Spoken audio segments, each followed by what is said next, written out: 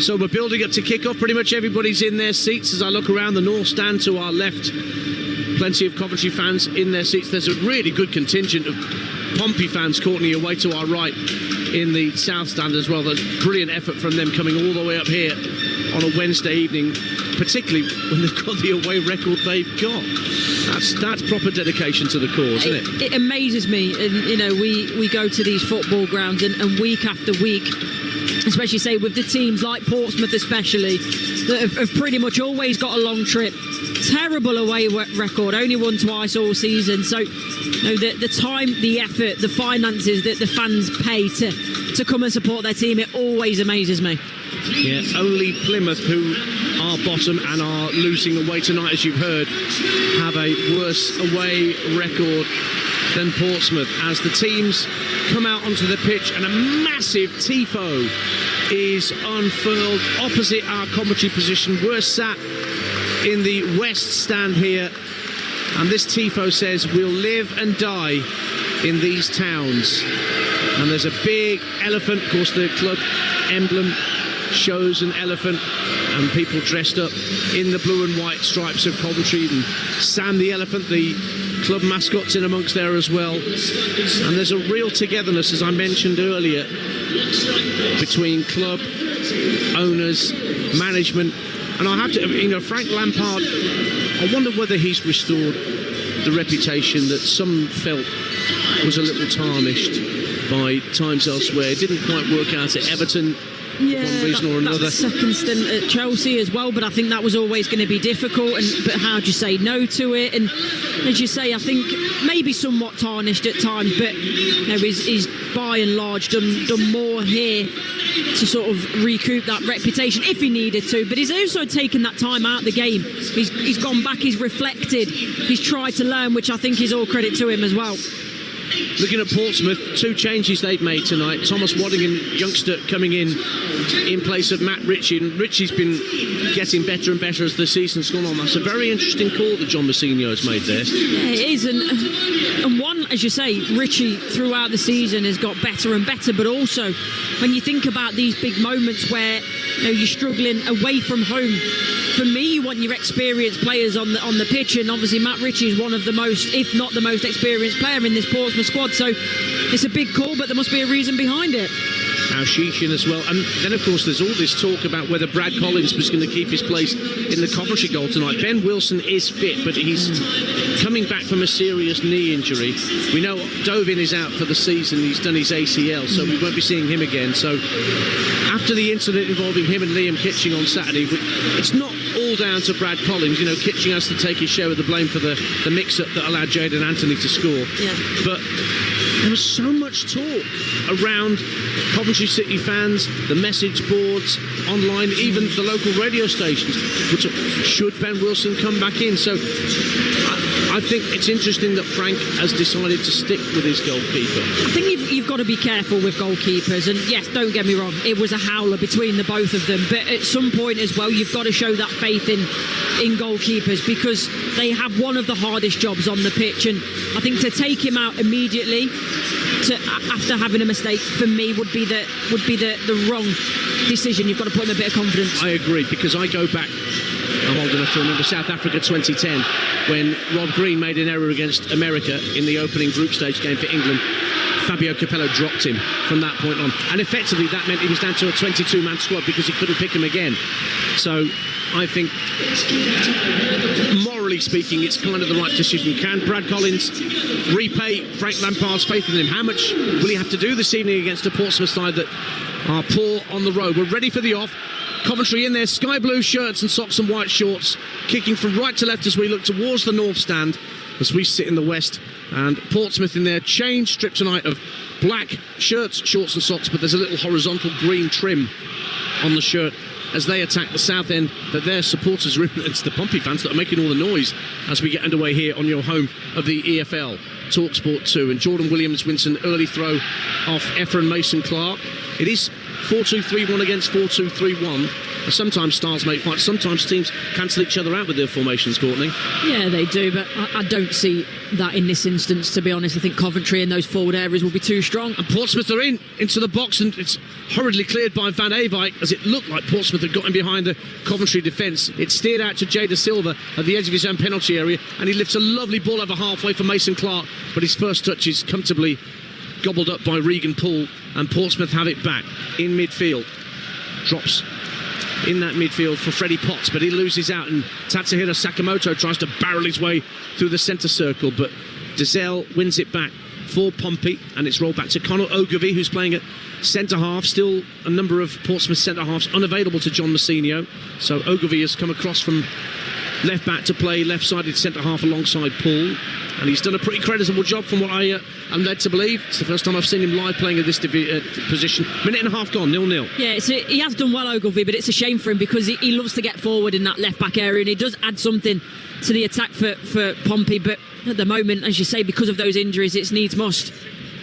A reminder of the lineups. Coventry have Collins in goal, Van Eyck, Thomas, Kitching and Da Silva in a back four, Grimes and Torp holding, Mason Clark, Rodoni and Sakamoto behind right in attack. Portsmouth, Schmidt the keeper, Williams, Poole, Ogilvie and Bramall in their back four, Potts and Dizelle, and then Waddingham, Ashish and Murphy behind Bishop. Long ball downfield, trying to get Ashish in behind, on loan from Sunderland. It's a long way to come on loan, isn't it? All the way from Wearside all the way down to the south coast.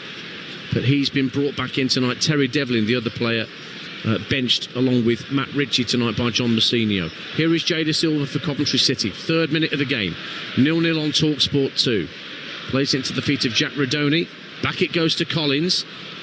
Collects it and chips the ball out to the right-hand side, and that finds Milan Van Eyck, who can chest it down and then tear forward into the Portsmouth half. Plays it across field to Jack Rodoni, heads it up in the air. Can he get to the second ball? Oh, he's clashed with Jordan Williams, but he's got the better of him. Now Mason Clark drifting down the left-hand side of the area, tries to play it across the face of goal, but there was a deflection on the cross, and Regan Poole just put his foot through it, and he's asking Waddingham to give chase down the right-hand side, and the Aussie's got there. He's got ahead of Bobby Thomas, drifting towards the edge of the area. Great strength from Waddingham, but then he runs into the challenge of Kitching, and Coventry have it back, and then they give it away again. Ashish, edge of the area, gets the drive in, and it's held by Collins, low down to his right, and Pompey are showing well early here, 0-0. Yeah, they are, but Bobby Thomas, I don't know what he's doing there. So the ball comes over the top. Collins wants to come, but he says, no, stay at home. That's then Bobby Thomas's obviously invitation to go and clear it up. He doesn't. He gets caught on the ball. Then that means Liam Kitchen's got to come across. He does well initially, but it's shifted everyone across, and Pompey do well to try and win the ball up in a high area, but that is of Coventry's doing. Courtney Sweetman-Kirk alongside me, Ian Danter, tonight here at the Coventry Building Society Arena. As the ball goes out left to Cohen Bramall. Now Freddie Potts drifting towards the halfway line, plays it into the feet of Colby Bishop. Now Poole, under pressure from Rodoni, his opposite number, turns it back neatly to Nicholas Schmidt, who I think is one of those players who's in line for Portsmouth Player of the Season, according to the Pompey faithful, along with, I must mention, Josh Murphy. The last time I saw Portsmouth, they were at Fratton against Millwall. Didn't go their way, but Josh Murphy was outstanding on the night. He's not had the ball yet. They've floated it down the left-hand side on the far side of the field, looking for him, but Van Eyck has hooked it out of play for a Pompey throw. 4 gone, 0-0. Van Eyck steps in front of the Pompey midfield, and then Van Eyck can't control the ball tight to the far touchline, rather, and it's a throw to the visitors, 0-0. Yeah, he's a player that I like, Van Eyck, the way that he gets forward. Yes, he's a good defender as well, but he adds that body going forward to the attack. He's strong, he's brave, he's got pace, he's got power, but as I say, he also does his defensive duties really well. Another fan favourite this time for the Coventry fans. I think him and Sakamoto have got a very good understanding on that right hand side for the Sky Blues. Ball's worked back to halfway. Victor Torp brought into the side by Lampard tonight for Jamie Allen, and now it's Thomas into Torp, who just stepped in between Waddingham and Bishop. Now Kitching, the captain, tries to play the ball on the deck over halfway. Ashish intercepts. He's already got his socks rolled down, Grealish style, as he tears down this near side, but it's out of play for a Coventry throw, and Frank Lampard lobs the ball to his left back, Jay Da Silva. Oxford 0, QPR 1, as you've heard from Ian Abrahams. We'll check in with Moose periodically. 20 minutes gone there at the Kazam, and Swansea 1, Plymouth 0 at the Swansea.com stadium. That's also had about 20 minutes gone in South Wales.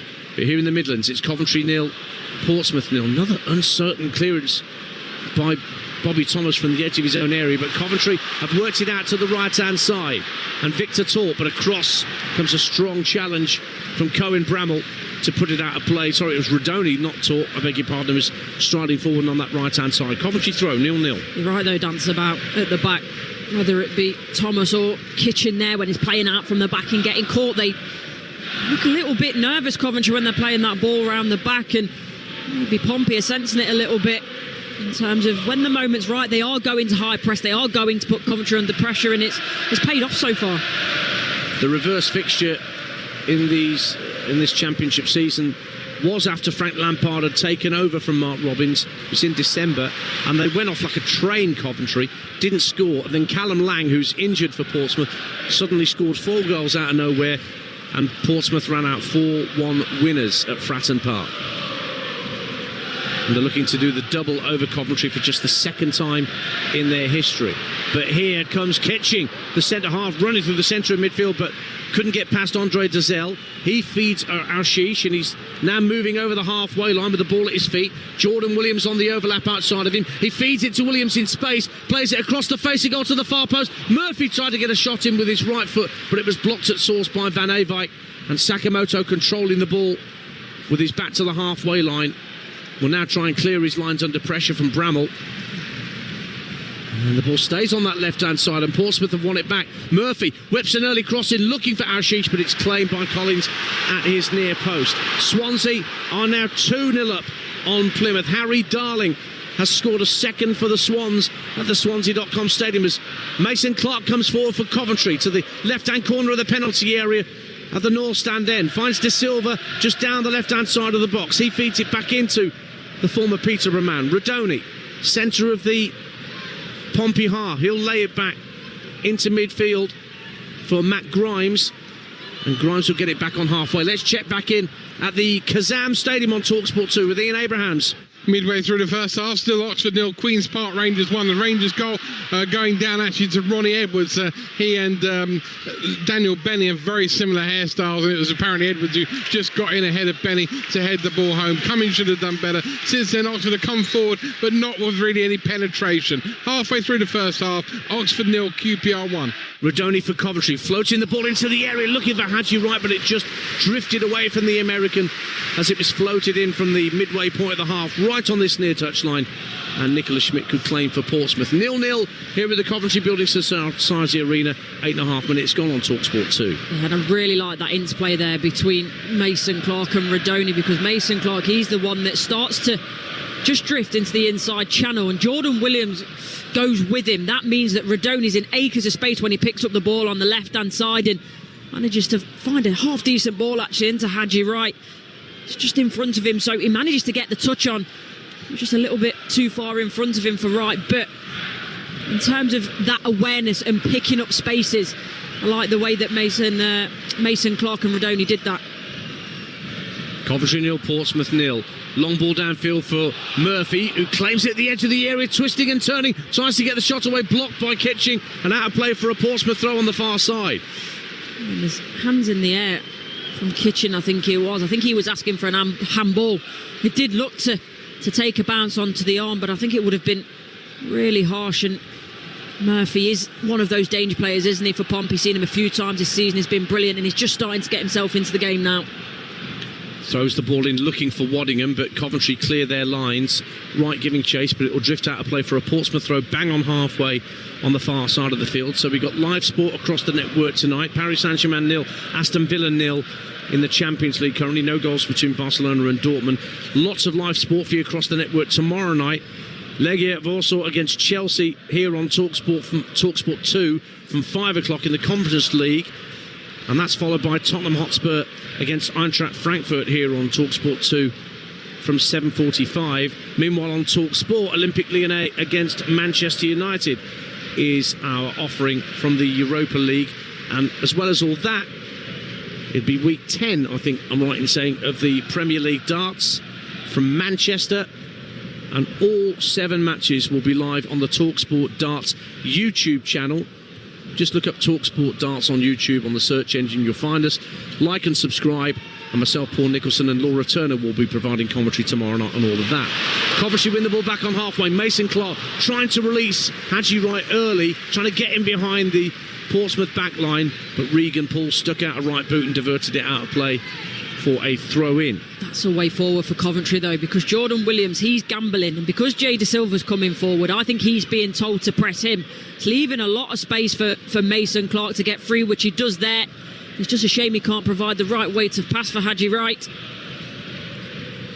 That's the voice of Courtney Sweetman-Kirk, former Liverpool and Sheffield United women's striker and queen of Instagram on TalkSport 2. Here, Coventry City are in possession on halfway with Liam Kitching. No press from Portsmouth this time, and they're allowing Grimes, the January signing from Swansea, who, as you've heard, are 2-0 up on Plymouth, to control the ball. Great signing for me, Matt Grimes. Really knows this division inside out and can control games when given the opportunity. But it's interesting, he's almost at times, Courtney, playing as an auxiliary centre-half. When Kitching has the ball, he kind of sits to his immediate left, square to his left, like an extra centre-half. Yeah, and that's the way that Coventry play to an extent, because they like to get those full-backs forward. So he's just providing that little bit of safety when he drops in, and obviously got the quality on the ball as well to then provide the outlet going forward. He plays the ball along the deck for Mason Clark, right in front of our commentary position in the West Stand here at the CBS Arena. Back it goes to Grimes. Now the tall, willowy Rudoni takes over. 12.5 minutes gone on TalkSport 2, 0-0. Coventry coming forward now with Jay De Silva. Again, right in front of where our commentary position is. We're only about 15-20 rows back in this West Stand. Very close to the playing surface. As the ball's played back to Liam Kitching, the Coventry captain. Quite patient from the Sky Blues at the moment. Now it's a diagonal ball from Grimes looking for Sakamoto, and it's a beauty. Finds the Japanese right winger on that far right-hand side. Cuts infield, tries a curling shot from the edge of the area. Claims for handball against Dazelle. You heard the roar of the crowd, but the referee, Gavin Ward, wants nothing to do with it. Stays 0-0. No, it's an interesting one. The fans seem sure. I thought that it seemed to have hit Dazelle sort of on the head or the upper torso. He turns away from it, so it depends. Has he left the arm out as he's turning away from the ball, trying to protect his face? Sakamoto, right hand side again for Coventry City. Work back to Thomas on halfway, being closed down by Bishop, just drifts away from him, and then Van Ewijk goes back for his captain Kitching at the edge of the centre circle. De Silva finds Mason Clark on this near touchline. Early ball in field for Wright, who's had his injury problems this season, the American, but certainly got his goals this season as well when he's played. 11 goals this season, including 4 in his last 3. So much more clinical this season. He's a player that's always worked very hard, got himself in very good positions, but not always had that finishing touch as much as he should have previously, but this season he's certainly found it. But looking at the stats as the ball's rolled through to Nicholas Schmidt, poor ball forward from De Silva, the statistic that caught my eye, Courtney Sweetman-Kirk, was that Coventry is second for what they call big chances created, 104, but they've missed over 2/3 of those big chances. 71 of 104 big chances not converted. Yeah, that's not great in terms of the amount not converted, but actually there's a positive in it. I can't remember the exact statistics, but in the Premier League I know Liverpool have created a lot of big chances and actually missed a lot of them. So it's that nature of, if you create a lot of big chances, you go in to miss a lot. So there's positive and negatives in there. Now Cohen Bramwell making a strong run for Portsmouth down the left-hand side, tried to wrap his foot round it, and it was hooked behind for the first corner of the game for Portsmouth, away to our right-hand side as we reach the quarter-hour mark, 0-0. Pompey have looked good though on the counter-attack, and they know what they're doing in that sense. They're using that pace and power they've got in forward areas and trying to catch Coventry snoozing. Murphy's going to take the corner kick. I think this Coventry fan saying it's not in the, or touching the quadrant. As usual, a footballer trying to steal an extra centimetre as though it's going to matter from the corner, but the referee straight over there to say, come on, put it where it should be. And now Murphy's ready, hands on hips to take the corner. A lot of zonal marking from Coventry around the 6-yard box. Ogle making a run centrally. It's played short to Waddingham, who gives it back to Murphy, who's now left-hand corner of the area, tries to wrap his left foot round across, and it just hits the Coventry defender, Rudoni, I think it was, who it struck and went out of play for a throw on the far side. So talking about big chances, none really created here from either side so far at 0-0 with 16 minutes gone. No, I think for me, Coventry seem like they are starting to wrestle control of the game, look a lot more composed, but there's still that threat from Pompey on the counter. There's no doubt about that. Foul by Dazelle on Torp. Well, we don't have the benefit of replays here at the Coventry Building Society Arena, but our redoubtable producer Will's just told us it looks very much like Coventry had a case for a penalty kick for that shot against the Portsmouth defender 2 or 3 minutes ago, but it wasn't given. We are in a VAR free zone here in the EFL. Regular listeners will know my opinion on that particular piece of information. Dazelle did go in quite strongly on Torp, who needs a bit of treatment here. We heard from Lee Phelps from William Hill before kick-off that part of that bet builder they had was Andre Dazelle to get a yellow card, and he's done well to escape one there from Gavin Ward. And Victor Torp needs some treatment out there. 0-0, 17 minutes gone. You could see straight away Torp, as soon as he goes down, looks in quite considerable pain. I think it's potentially one of his ankles. Scored 6 goals this season, Victor Torp. I think he scored on his debut in the FA Cup, an absolute rip snorter against Sheffield Wednesday, and then it all went quiet on the goals front. Players coming to this near touchline to have a drink, but also take on some coaching ideas from Frank Lampard and John Mousinho. So let's check back in at the Kazam Stadium and get the latest from Talksport 2's Ian Abrahams. Inside the last 10 minutes of the first half, still Oxford 0, Queen's Park Rangers 1. That goal by Ronnie Edwards inside 6 minutes, for 7 minutes for QPR. But what a chance for Oxford about 5 minutes ago. Ball fell on the edge of the penalty area for Cameron Brannigan. Sweetly hit on the half volley. Paul Nardi flew away to his right-hand side to make a very smart save. Oxford 0, Queen's Park Rangers 1. Thank you, Moose. Oxford, well, not far above the relegation zone, but here's 2 promoted sides in our focus tonight in Oxford and Portsmouth, who are doing their best to consolidate their position. We've seen what happens with Premier League sides who can't consolidate when they get promoted from the Championship, as it seems the 3 that went up are coming back down.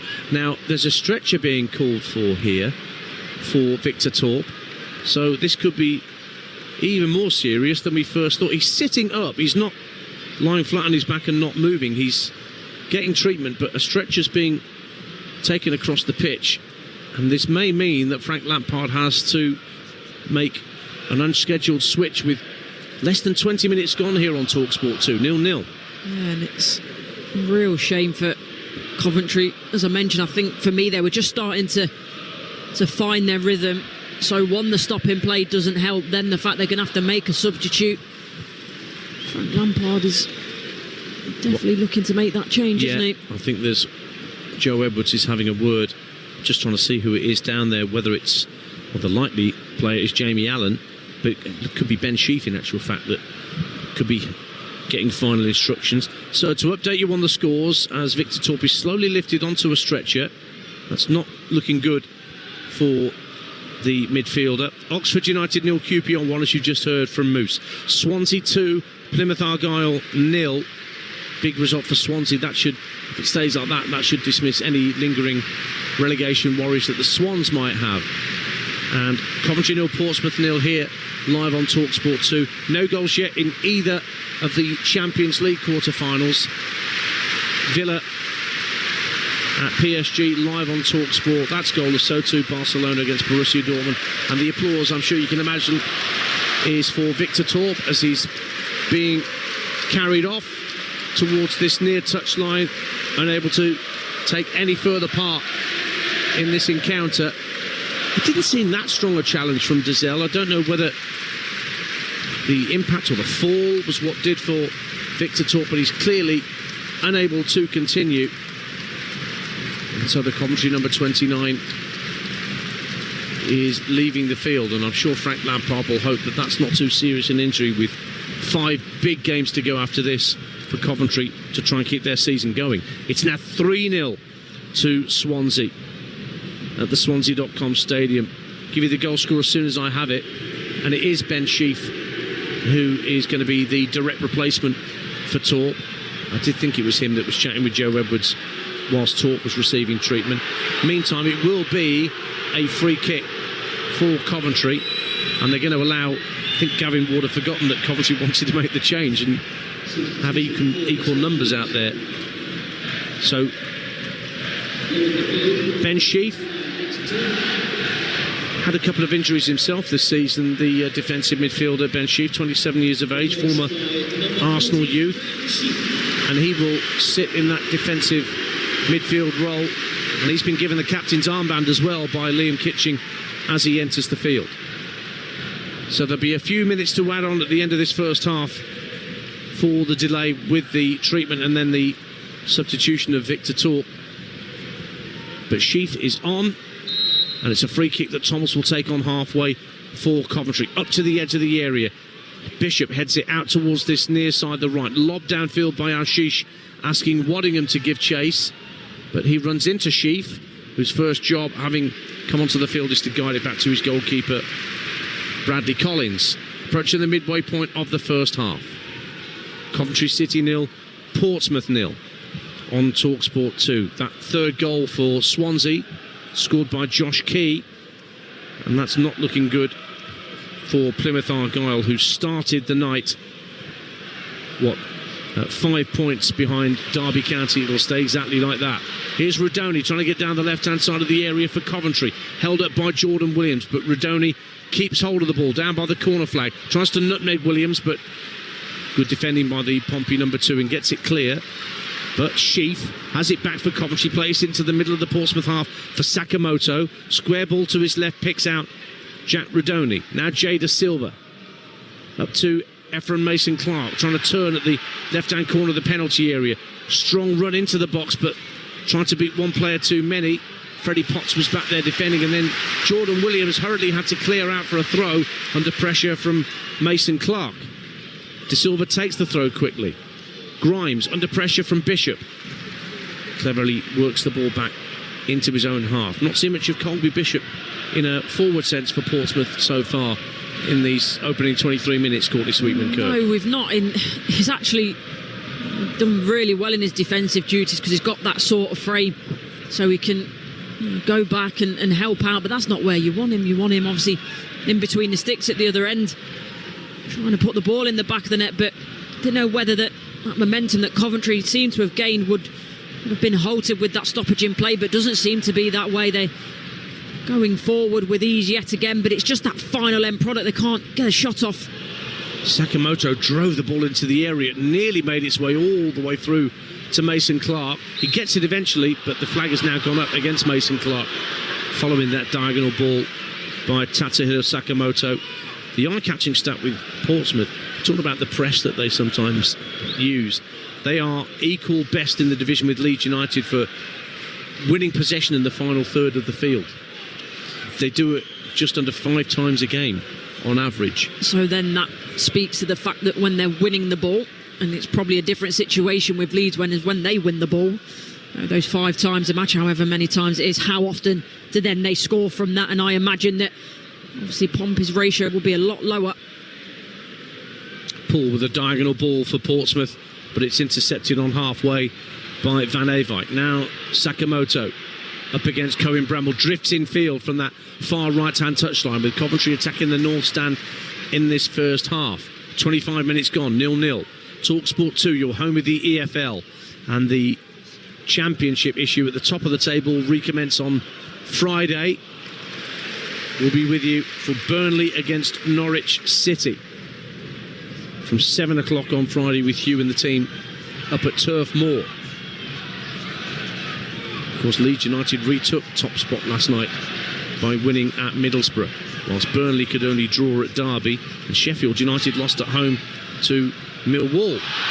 Mason-Clark goes to ground, feeling he was obstructed by Jordan Williams, but again the referee shakes his head, and again shakes his head as Mason Clark looks at him with his arms outstretched and says nothing doing. Portsmouth have a throw, 0-0. I think that's a free kick for me. He does well, Mason Clark, a little step over, pushes the ball past Williams. I suppose the only argument is Williams doesn't have to move, he doesn't have to get out of the way, and Mason Clark moves that fast. Can he get out of the way quickly enough? And he doesn't. Lovely back heel from Mason Clark, getting Rodoni in down the left-hand side of the area, right, waiting for a cross, but it's floated in behind him. Sakamoto herring after it on the far side of the field, keeps it in play and manages to work it back to Van Ewijk, but Van Ewijk does have to track back to halfway to keep possession for the hosts. I think it's the wrong decision from Rodoni. He does so well, but because everything in the play was a little bit behind him when Mason Clark wins the ball and Jay De Silva, he's only really got right to aim at, so I think he just needs to keep the ball, get his head up and see there's only one teammate in the box there. Sakamoto's trying to join behind him, but needs to keep the ball. Barcelona lead Borussia Dortmund in the Champions League. Portsmouth getting forward with Josh Murphy down the left-hand side, up against Van Ewijk, wins a corner. On that far left-hand side of the field, Portsmouth's second of the game as they attack the south stand, where their supporters are. Quickly to the Kazam, another goal, Ian Abrahams. Oxford 0, QPR 2, 3 before the break. Sam Field, the skipper, from very, very close range, doubling the R's lead. Oxford 0, Queen's Park Rangers 2. Corner to Portsmouth, away to our right. And Josh Murphy's going to send a right-footed in-swinger. There's a real cluster of players inside the 6-yard area. In it comes, and it's headed off the crossbar inadvertently by Haji Wright. Hooked back across the face of goal. Bishop sends it back out left for Murphy. Gets to the left-hand corner of the area, tries a right-footed drive, and it's blocked by Sheaf. But Portsmouth will get to the loose ball first, and Dazelle tucks it back. I'm pretty sure it was Haji Wright that got the flick header at the near post, and it diverted onto his own crossbar and away from danger, and Coventry survived. Yeah, and I think Regan Poole potentially was in and about trying to cause the issue, but I think you're right. I don't think he actually gets the touch on it, but very, very close the way it comes off the crossbar downwards. Can't quite see from here, but it looks like it almost bounces on the line. No one there in a Pompey shirt to be able to tuck it in from less than a yard out. Sakamoto wins a free kick. Brought down by Freddie Potts. It's quite a way out to the right-hand side, but it's only 25 yards or so from goal. Favours a left-footed strike at goal here, and Jack Rodoni's adjusting his socks. Maybe he's the one that's going to have a go for goal for Coventry here. They thought they'd won a free kick before that, and that's why you can hear the consternation around us from the Coventry fans, thinking that Gavin Ward had not given them a decision they deserved. But then Sakamoto upended by Potts, and it is a free kick to Coventry City, 0-0. Looks like potentially they're going to cross this one in. It's Liam Kitchen that's going to be over the ball, and it is quite an acute angle to be able to get the shot off there. So probably the right decision by Coventry, trying to play the odds, get the ball in the box, cause a little bit of chaos, just like Pompey have done. Rodoni had me fooled there, adjusting his socks. He's moved into the area. It's Sheaf that's going to take it, who is now the Coventry captain. So it's to the right of centre, 25 yards from goal, clipped into the box and headed over the bar by Bobby Thomas, who got up well at the far post, wasn't marked but couldn't keep the header down. It's a goal kick to Portsmouth as we approach the half hour, 0-0. He does really well, and I think he's got a little bit more time than he thinks here, not necessarily to take it down. You've not got that much time, but I think he can probably take another step backwards so he can meet the ball a bit more, but he's tried to take it on early, can't quite get over the top of it. It's a really good opportunity. But it stays 0-0. You're listening to Coventry Portsmouth in the EFL Championship, live on Talksport 2 with McDonald's. Order McDelivery on the app and get rewards points, 18 plus, participating restaurants, delivery fees and terms apply. See mcdonalds.com. Haji Wright lays the ball off to Sheaf in the centre circle. Rodoni calling for it on this near side of the left, but it's worked back for first Van Ewijk and then Thomas. There's a number of Coventry players upset there. Rodoni, Mason Clark, Haji Wright. They'd worked the ball so well.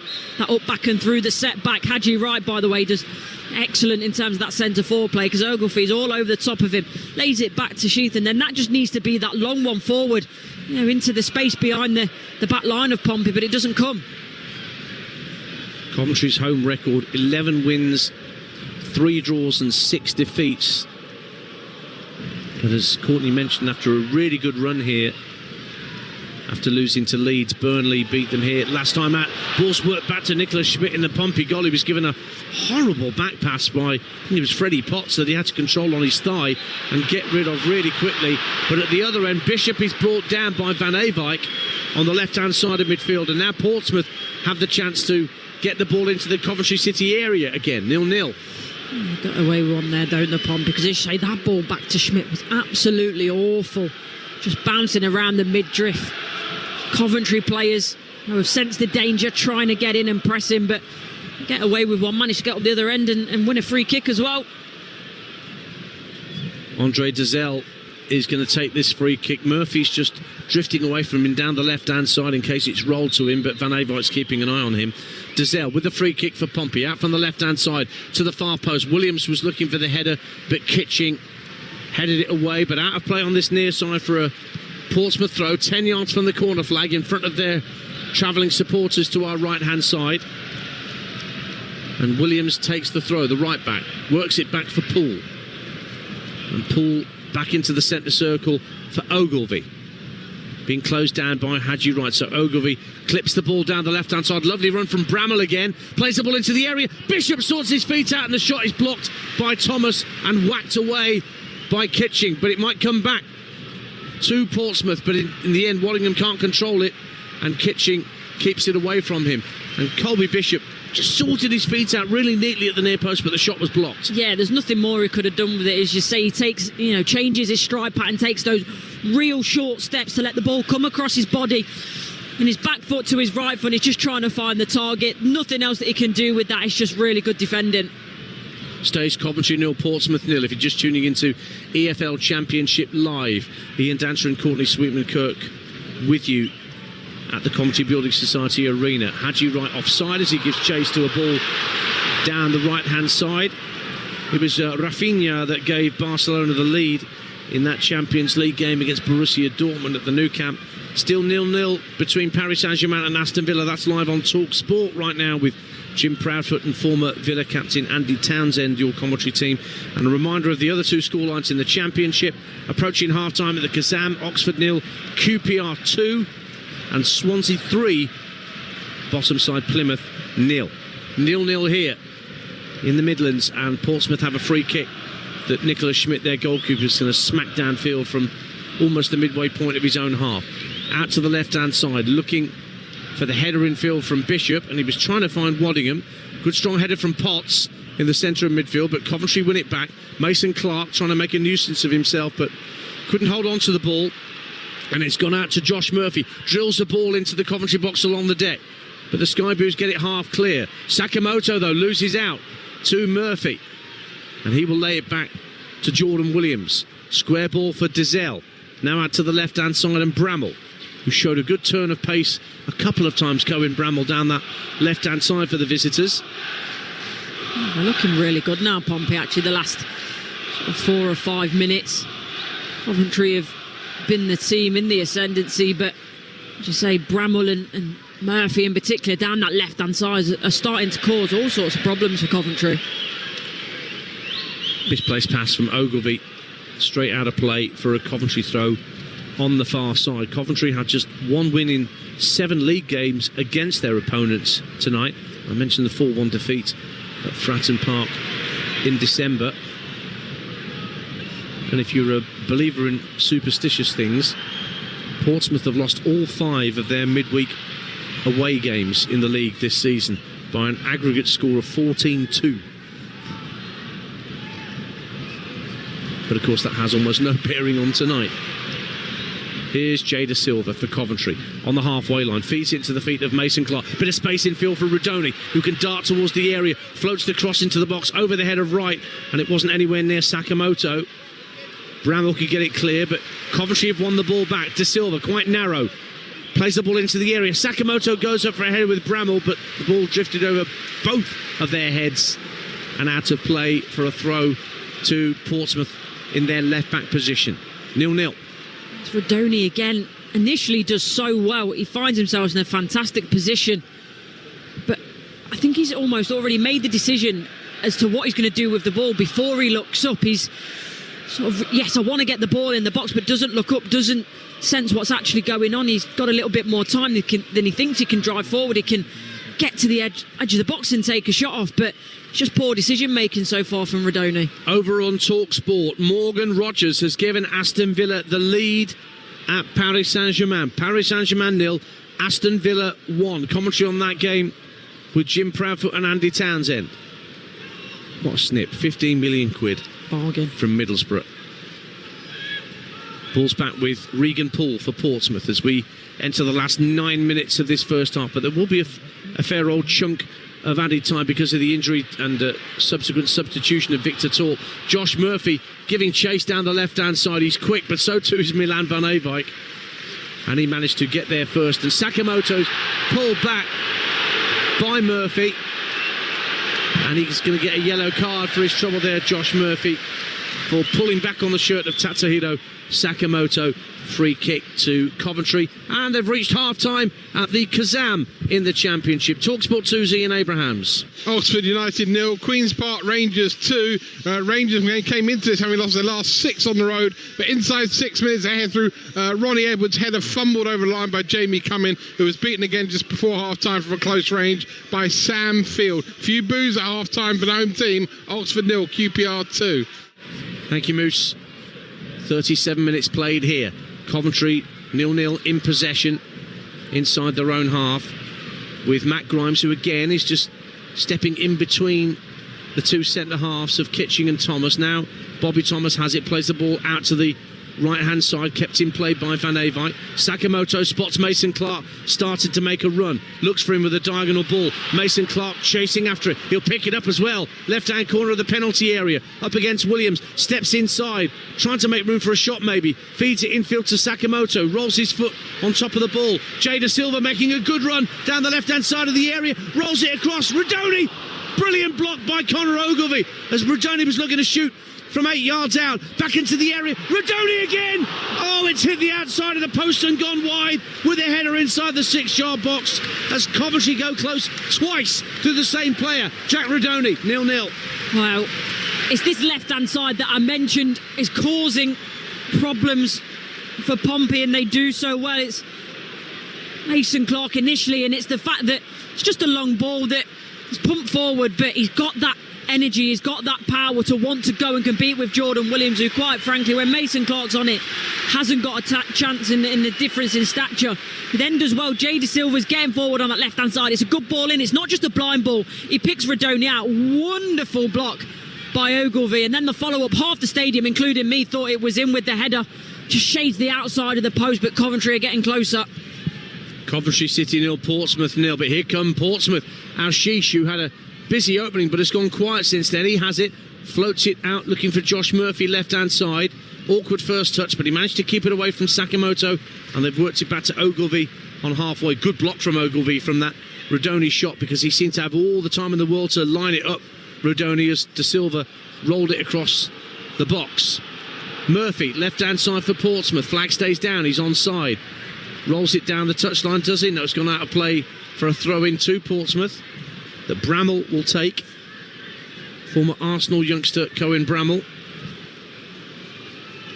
Ball's back on halfway with Ogilvie. Bramall was a Birmingham City youngster as well, and we're with Birmingham on Sunday at Wembley. The Virtue Trophy final here on Talksport 2 against Peterborough.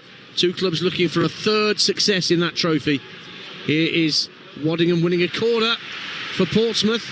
They've been in an EFL Trophy final in the not too distant past against Sunderland, where there were over 80,000 at Wembley. They're expecting that many on Sunday as well for the Blues against the Posh. Corner to Portsmouth, and they've been asking questions from these set pieces. The last one saw the ball graze off the crossbar, Courtney. Yeah, they have, and they've got good stature in their team, haven't they, Pompey? So you'd expect them from set pieces to be causing issues as they are. Murphy plays the ball along the deck into the near post, gets it back from Waddingham, tries to drive it in at the second time of asking, but it's blocked by Rodoni. Sakamoto can't prevent another corner that Dizelle will have right in front of the travelling Pompey fans down to our right hand side in the south stand end. 0-0 as we enter the last 5 minutes of the first half here on Talksport 2. It's half-time at the Swansea.com stadium as well. 3-0 to the Swans against Plymouth. Dizelle with this latest corner, deep to the far post, headed out by Kitching. Volleyed back to, attempted volley back from Ashish to try and find Dizelle, but Coventry bring it away.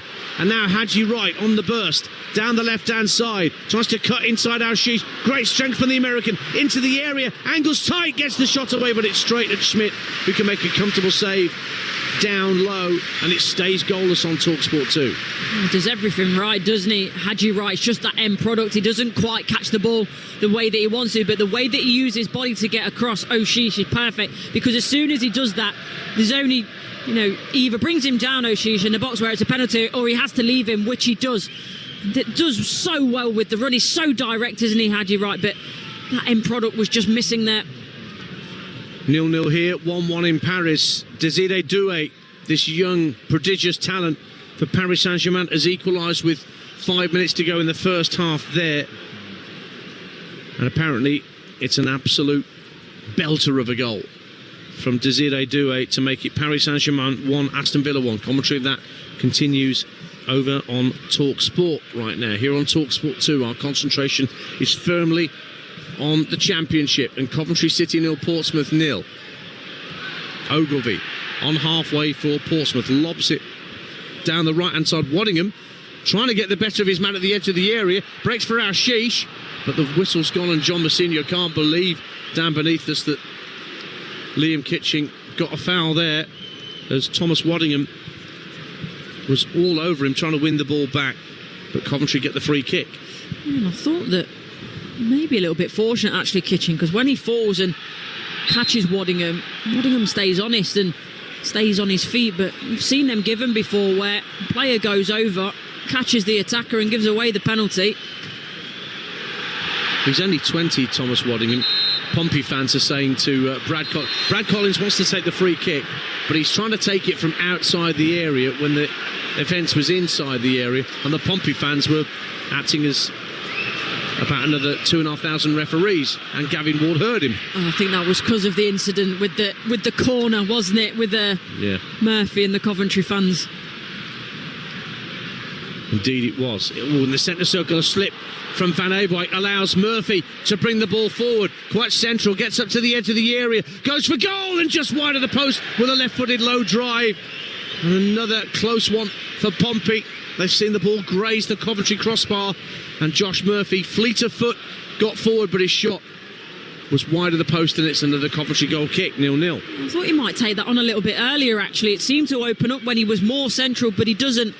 Gets forced out a little bit wider to the left-hand side in the end, but it definitely had Brad Collins a little bit worried in that Coventry goal. He flings himself across to the right-hand side of the goal as we look at it, and it didn't look far away from the post.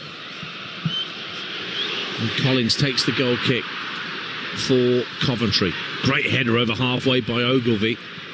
Waddingham finds Bishop. Bishop flicks it out to the right wing, and Ashish, midway point of the half, drives an early cross in, looking for Murphy. Van Ewijk heads it half clear. Sheaf teases it down to Sakamoto, and Sakamoto trying to keep hold of it. 3 Pompey players ran him, and somehow he brought the ball away. Referee says play on as he went to ground. Sheaf carrying it forward, Redoni rather, down the right hand side for Coventry City. Back in field for Grimes.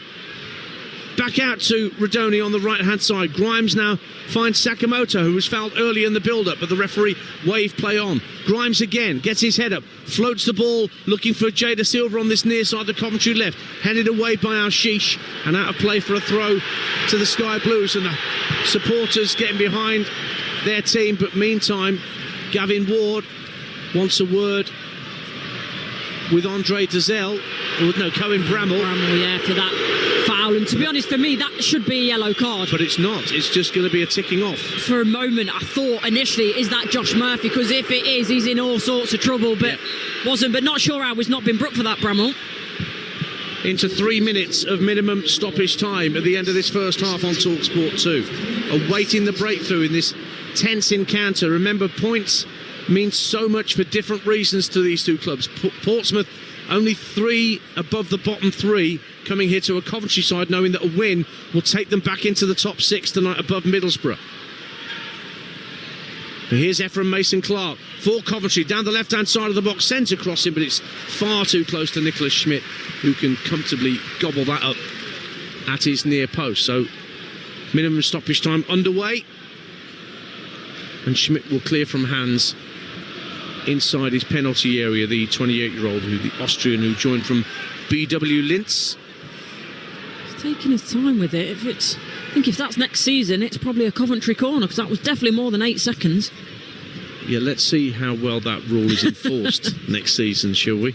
Well, probably like delaying the restart, really toughly enforced at the start of the season and disappears halfway through, I imagine. There's been a few instances where they've tried to bring laws in. The extra 10-yard ruling. If you mucked around at a free kick, you lost another 10 yards of ground. That didn't last. Nor did the golden goal. See, that should have stayed. That definitely should have stayed. Jay De Silva with a throw for Coventry, flicked on by Redoni, looking for Mason-Clark. He's shown great strength to get in front of Freddie Potts and work it back for Sheaf in field, who's won a throw off Colby Bishop, who doesn't believe it went anywhere near him, and Bishop's just been told to calm down by the referee and not show too much more dissent. Coventry will have to work the ball back into their own half. Awkward for Kitching, has to turn and run towards his own penalty area, knowing that Waddingham was thundering in behind him. But now Kitching will float a diagonal ball out to Sakamoto. Brilliant touch on halfway to kill the ball stone dead. Then works it into the centre circle for Sheaf. Rolled across to Grimes in the inside left channel. De Silva on the overlap, but Grimes comes in field to the centre of the half, then plays it backwards to square to Thomas. One or two around are saying shoot. Works it out to Redoni, right wing, gets the ball on his left, clips the ball into the area. Another good strong header clear from Ogilvie. Bishop tried to guide it down for Waddingham, but it's back with Coventry again, and Jack Redoni down the right hand side of the area.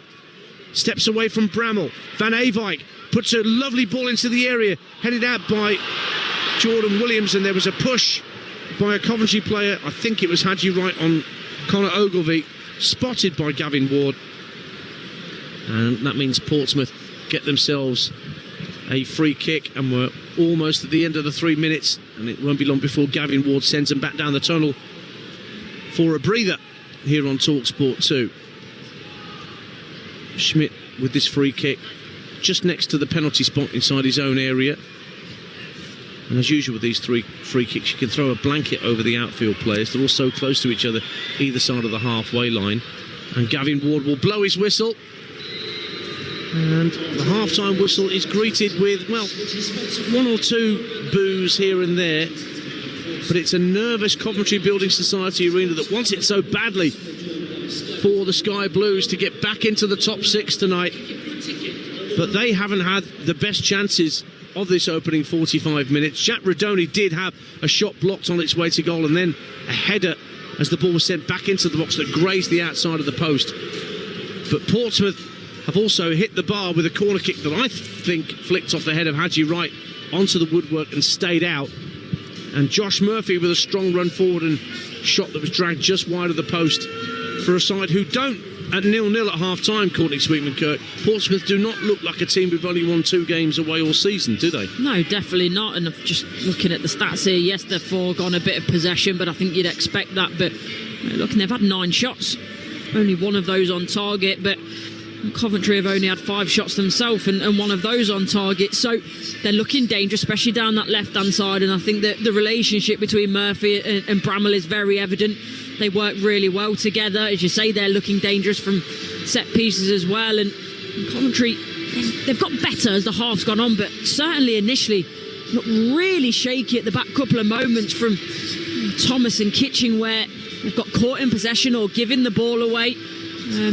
But for me, it's got to get Mason-Clark into the game a lot more, because they're causing issues down this left-hand side because of his strength and power. He can hold the ball up. Jay De Silva loves to get forward and help him. And he's rolled that wonderful ball in for that Redoni chance. So, Haji Wright, it's been difficult for him. I don't think he's really got into the game, but not his own fault. It's just the service has been lacking a little bit. But as you say, you're looking at Pompey thinking, how are you in the position that you are? Because you're going toe-to-toe with Coventry at the minute, who are trying to get in the playoffs. Yeah, they've acquitted themselves well, Portsmouth, in this first half, and this could be the point that helps to keep them up. You just don't know. But Coventry are not done yet. And both teams have got options on the bench in terms of forward players who could change things. Norman Bessette's back from injury for Coventry. Ellis Sims and Jamie Patterson can also come on. And up front for Portsmouth, Marco Mahoney, the young Irishman, is an option. So too Kate Gordon on loan from Euro Club Courtney Liverpool. So there are options that both managers have got if things aren't going their way after the restart. Yeah, they are, but you know what? I'm just looking at Waddingham. I've enjoyed watching him. He's been very bright, and we were talking about that decision as well, weren't we, to put Matt Ritchie on the bench, but he's been bright down the right-hand side. He's caused problems. He's not afraid to be direct. He's got a little bit of pace about him, and especially when I mentioned Coventry looking a little bit nervous at the back, he's been in a place to exploit that. I think we've not seen too much of Colby Bishop, have we? And probably because I think when they've got in good areas on the right-hand side, more so, there's been that lack of clinical nature in terms of getting the ball into to that centre forward in Colby Bishop. I think you know what you're going to get on the left-hand side. It's Murphy. He's going to want to drive in and take it on himself, whereas in the right-hand side, they're more likely to get the ball in the box. They're not done with enough quality for me, Pompey. Well, the second half is still to come here, live and exclusive on your home of the EFL, Talksport 2. I'll round up all the half-time and latest scores in just a moment, and we'll also preview some of the action that we're bringing you across the Talksport network tomorrow in Europe, in the Europa League and the Europa Conference League. But the half-time score here at the Coventry Building Society Arena is Coventry City 0, Portsmouth 0. EFL Live on Talksport 2 with McDonald's. Order McDelivery on the McDonald's app and get reward points too. 18 plus participating restaurants. Delivery fees and terms apply. See mcdonalds.com. With LV, I can get my car insurance from just £315. Just the price I'm after right now. And if I'm hit by an uninsured driver, I won't lose my no-claim discount, because insurance is simple when it's me and LV. No wonder we're rated excellent on Trustpilot. Get your quote today at lv.com. 10% of new customers pay £315 or less August 2024 to January 2025. Uninsured driver promise is non-fault accident only. Other vehicle and driver details required. LV General Insurance is part of Allianz. Interactive Investor has an ISA to suit you, whether you prefer to manage it yourself or have our experts do it for you. And with awards like the Times Money Mentor's Best Stocks and Shares ISA and a rating of excellent on Trustpilot, we really don't need a fancy orchestral jingle to convince you. Because the choice is obvious. Search Interactive Investor. Investment values can go down as well as up. You could get back less than you invest. Mickey could try to sell his car privately. Or get it sold today with We Buy Any Car. He could spend days on end trying to sell to a bunch of time wasters. Or sell in a flash and head to the fun fair with the kids. Proper gutted. Or proper impressed. To get a quote in 30 seconds, enter your reg number now at WeBuyAnyCar.com. I've got the new Samsung Galaxy S25 and so many brownie points. You see, Now Brief with Galaxy AI learns my schedule to keep me ahead of my day. Weather, activity stats and diary updates like Janie's birthday. Oh, you remembered. Thanks, Now Brief. Buy the Galaxy S25 on O2 by 4th of June and claim a Galaxy Chromebook Go worth £299. Selected languages only. Account login and network connection required. Claim a Galaxy Chromebook Go in Titan Grey from Samsung within 30 days of purchase. Terms apply.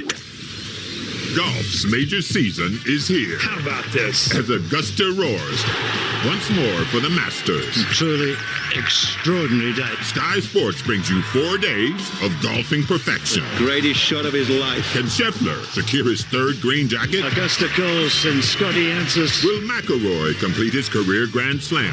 Watch it all unfold exclusively live on Sky Sports. Available with no contract on now. Terms and conditions apply. Talksport 2, official broadcast partner of the Premier League and the EFL. Live Thursday night Europa League football on Talksport 2. Absolutely magnificent. Tottenham versus Eintracht Frankfurt. Pre-match chat and goal-mouth gossip from 7:45. Kick-off at 8. Live Thursday night Europa League football on Talksport 2. Crikey. Hi, Jeff Stelling here. Prepare yourself for a midweek maelstrom of live football on Talksport and Talksport 2. Oh, it's in! It's a 3-for-1 Thursday night football fiesta. Legia Warsaw take on Chelsea in the Europa Conference League from 5:45, live on Talksport 2. What a move! Followed by a Europa League double. Lyon face Manchester United live on Talksport with Spurs versus Frankfurt live on Talksport 2. Both games kick off at 8. And it's in! It's another massive midweek mega hit of live football on Talksport and Talksport 2.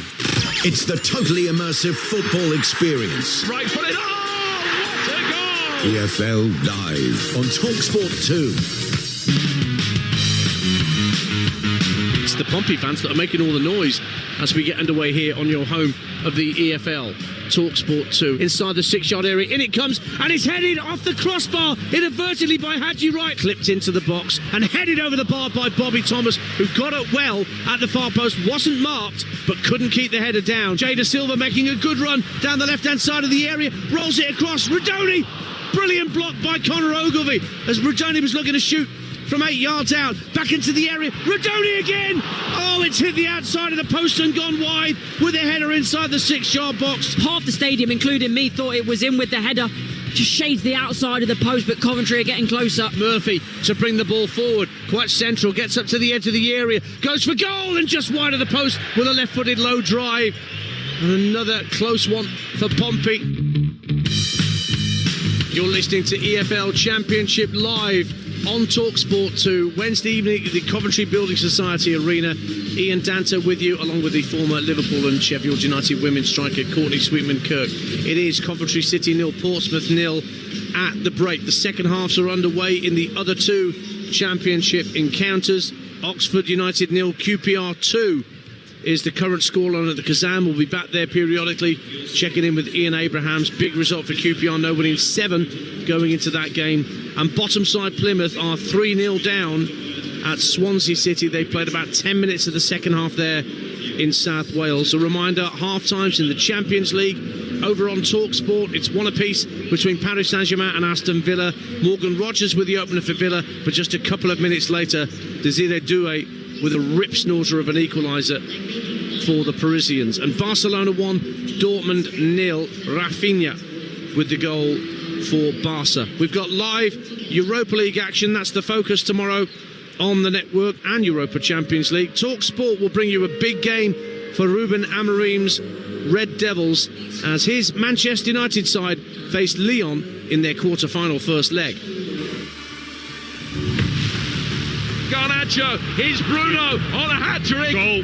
Delivered. There's a difference. The match ball for Bruno Fernandes. This Europa League run certainly papering over a myriad of cracks, but that will continue in Lyon. I think Lyon are the marginal favourites for this. They're the best Lyon team for a number of years. That feeling of we are good, we are in the finals, in the semi-finals, that feeling, we need that. Ruben Amorim's Reds live to fight another day in the Europa League. It's all about winning that competition, getting a trophy in the cabinet and trying to get back into the Champions League. It's been a painful season. It could still end with serious questions being asked, but they are still in a major Great ball outside of his foot. Garnacho! What a magnificent Manchester United goal! There is more important things than win cups in this moment. That is my feeling. But I understand that winning Europa League can change everything for us in the next season. Game at the Parc Olympique Lyonnais kicks off at 8 o'clock tomorrow in the Europa League. We have it live on Talksport. Lyon against Manchester United. Hugh Wozencroft will be your host. Alex Crook and the former Watford striker Troy Deeney will be your commentary team, whilst there's also Europa League action at the same time here on Talksport 2. We'll be at the Tottenham Hotspur Stadium. Spurs welcoming Eintracht Frankfurt, and with the pressure continuing to mount, it seems, on Spurs boss Ange Postecoglou, he's called on the supporters to get behind the team tomorrow. With every European game, I think, whether you're watching last night or you'll watch tonight, and whoever's playing at home, the atmosphere makes a big impact. Absolutely it does. I think it's a big part of European football. I think a lot of teams that have success in European football is on the back of really strong home atmospheres, and we hope it's the same tomorrow night for us. We think if we can get the crowd going tomorrow night. And we've had nights like that this year. European nights have been good. The semi-final of the Carabao Cup, the first league against Liverpool, was really good. So we need that tomorrow night because it's. I think in European football, it's a big part of sort of helping what are always tight ties, for clubs to get an advantage. It should be a passionate atmosphere. Anyway, I don't think Ange needs to worry about that. Tottenham Hotspur against Eintracht Frankfurt, live here on Talksport 2 tomorrow, 8 o'clock kickoff. Jim Proudfoot will be joined at the Tottenham Hotspur Stadium by former Brentford, I'm retiring him early. Brentford defender Ben Mee is going to be alongside Jim. Welcome, Ben, to our commentary teams. And Legia Warsaw against Chelsea is live before that here on Talksport 2 from 5:45 in the Europa Conference League to start off your Thursday evening. And may I also remind you that there'll be other live sport on the Talksport network via the Talksport Darts YouTube channel tomorrow from around about 7:10. Myself, Paul Nicholson and Laura Turner will bring you all 7 matches from week 10 of the Premier League, which this week is in Manchester. Luke Little, a kind of a hometown gig for him, the Warrington boy. How will he get on after another busy weekend of darts, with Stephen Bunting winning on the European Tour, having won his first Premier League night last week. So that's on the Talksport Darts YouTube channel from around about 7:10 tomorrow evening. And then on Friday night, Burnley against Norwich in the Championship. Adam Bridge and Adrian Clark will be your commentary team for that one. And things did change around Corney last night at the top of the Championship. Here we are looking at Coventry trying to get back in the playoffs. But after all the panic about Leeds, they got it right at Middlesbrough. Early goal, and they held on in what was I spoke to Mark Wilson today about it. He said it was a real thunderously good game of football. Yeah, it sounded like a good game, but I think for me there's still more twists and turns to go. That big one, Burnley, Sheffield United, that now keeps getting bigger and bigger, especially for Sheffield United and the run that they're on at the minute. So yeah, it's going to be a real interesting end to the season, isn't it? Sure is. And we'll have it all covered here on your home of the EFL Talksport 2, as well as Talksport, and not just up to the end of the regular season, but every single match from the playoffs. Championship, League 1, League 2, including the 3 Wembley finals as we get towards the end of May. Will Coventry City be in that post-season jamboree? They've been sent out early here by Frank Lampard, but here come the Portsmouth players emerging from the tunnel down to our right-hand side as well.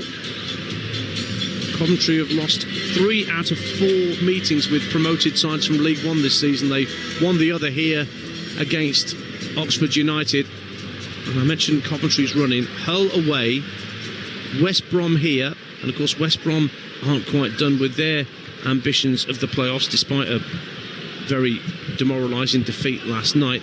Plymouth away, Luton away, and then Middlesbrough at home is another mouth-watering contest, same as the Burnley Sheffield United one you just mentioned, Courtney.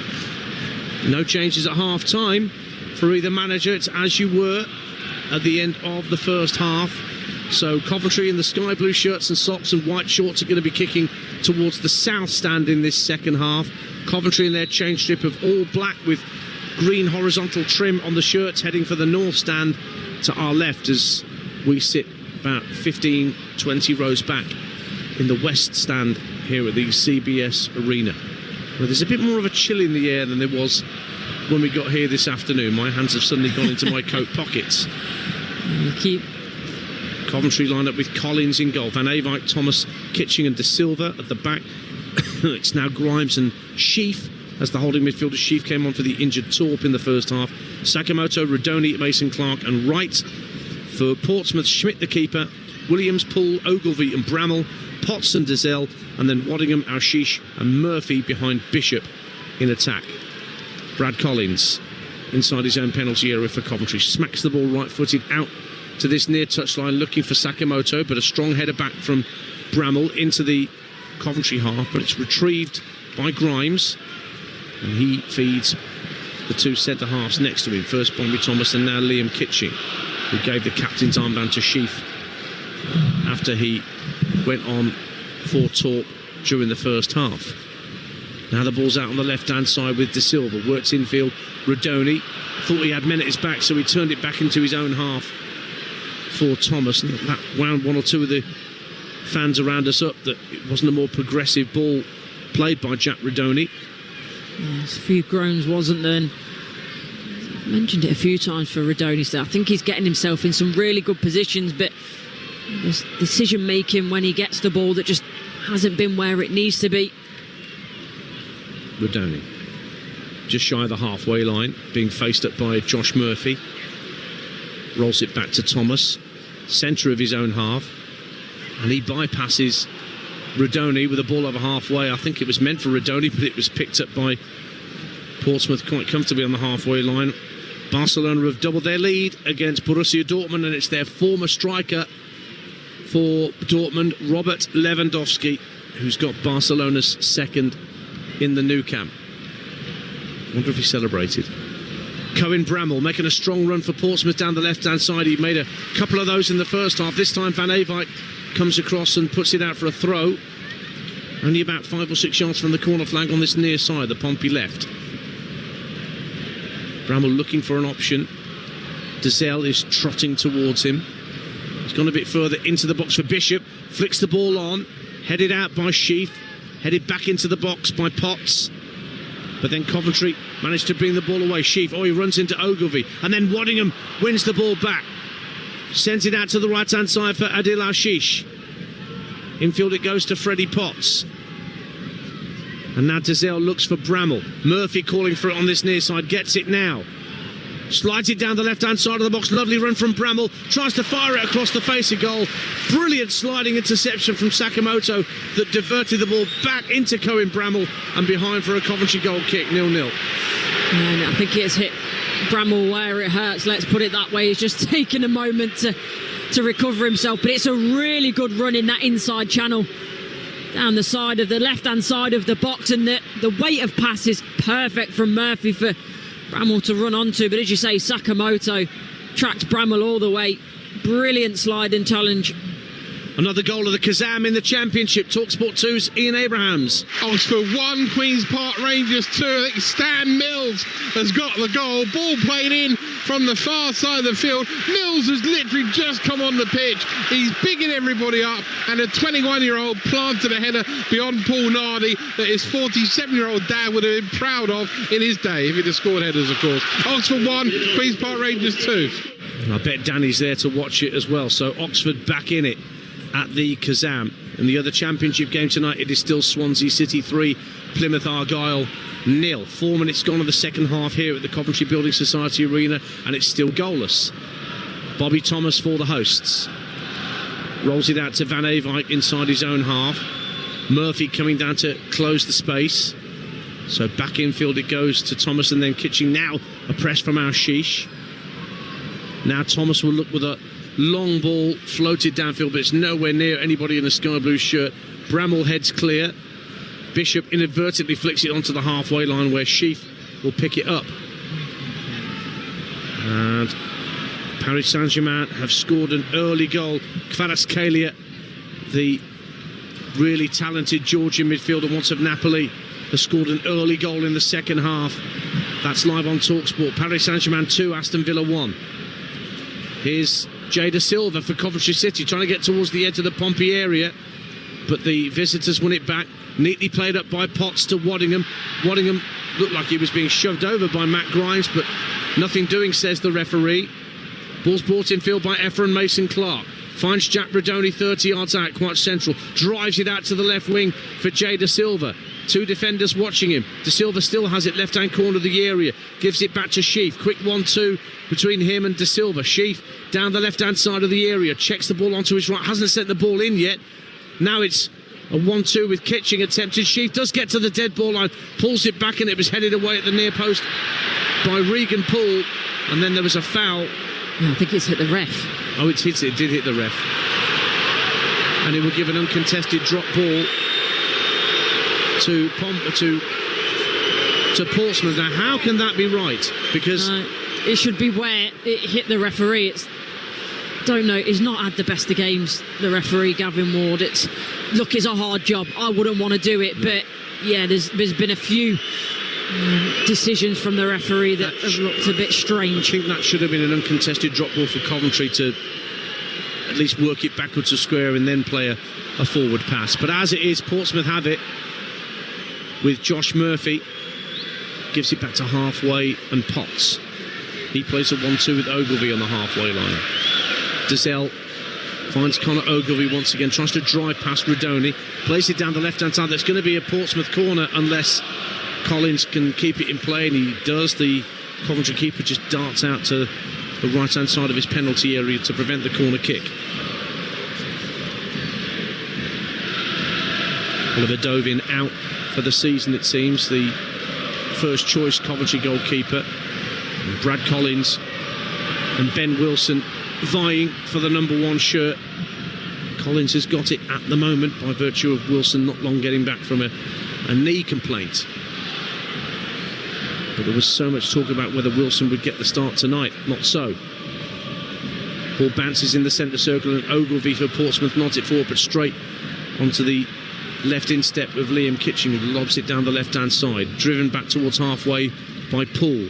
Now Jordan Williams looks to try and set Waddingham away down the right-hand side, but Kitching brings it out the sky neatly and works it back for Thomas. Just hear the irritation around us here, Courtney Sweetman-Kirk, at 0-0 with 7 minutes gone in the second half. Yeah, and they're not happy, the Coventry fans. A lot of these passes sideways, backwards, they don't look like they're penetrating that Portsmouth back line with any sort of purpose. Again, give the ball away, and for me, Pompey are looking the more likely in the second half. And here's Josh Murphy scampering down this left-hand side for Portsmouth, gets to the edge of the area, swings across along the deck into the box, but Grimes was there to tidy up for Coventry City. Players a diagonal ball looking for Mason Clark. Strong header from Williams, but it drops in midfield for Ben Sheaf, who can work it up to halfway. Jack Rodoni, urged on by the home crowd, drifts down the left-hand side. Mason Clark further down the left, manages to bring the ball under control after looking uncertain at first. Now Rodoni takes over once more, gives it back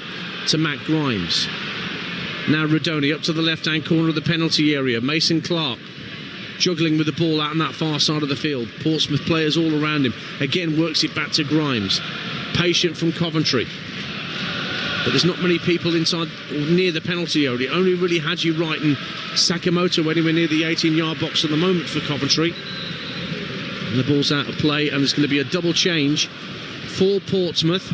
And Mark O'Mahony, the young Irish lad's going to get an opportunity, and so too is Terry Devlin, who I think has just signed an extension.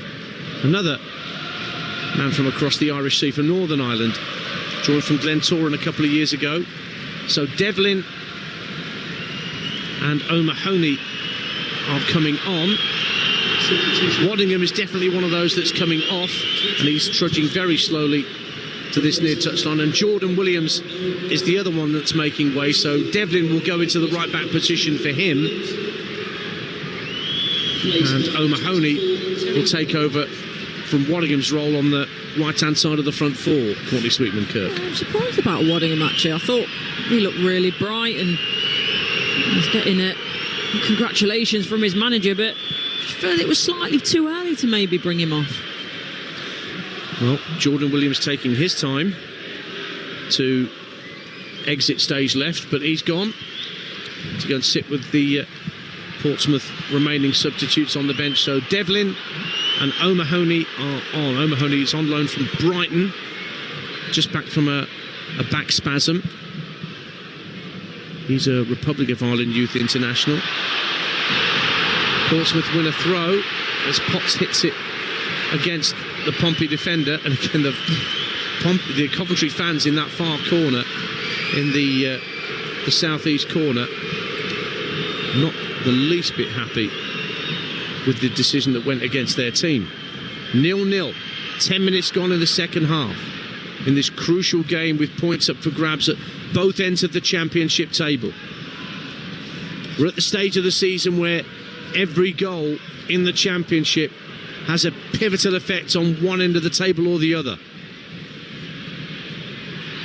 Ball out to the left-hand side, and there's a foul by Mason Clark on Devlin that time, just to further enrage the locals that the decision went against them. Yeah, it's just watching as well. Ellis Sims below us warming up, and he's got to be thinking, when can I get on this pitch? And it's nothing against Haji Wright, I mentioned it, but he's not had the service, and whether it means Haji Wright coming off or maybe playing a two up top and looking a bit more threatening. But as a centre forward, you're looking at this thinking, get me on the pitch, because we need some type of threat.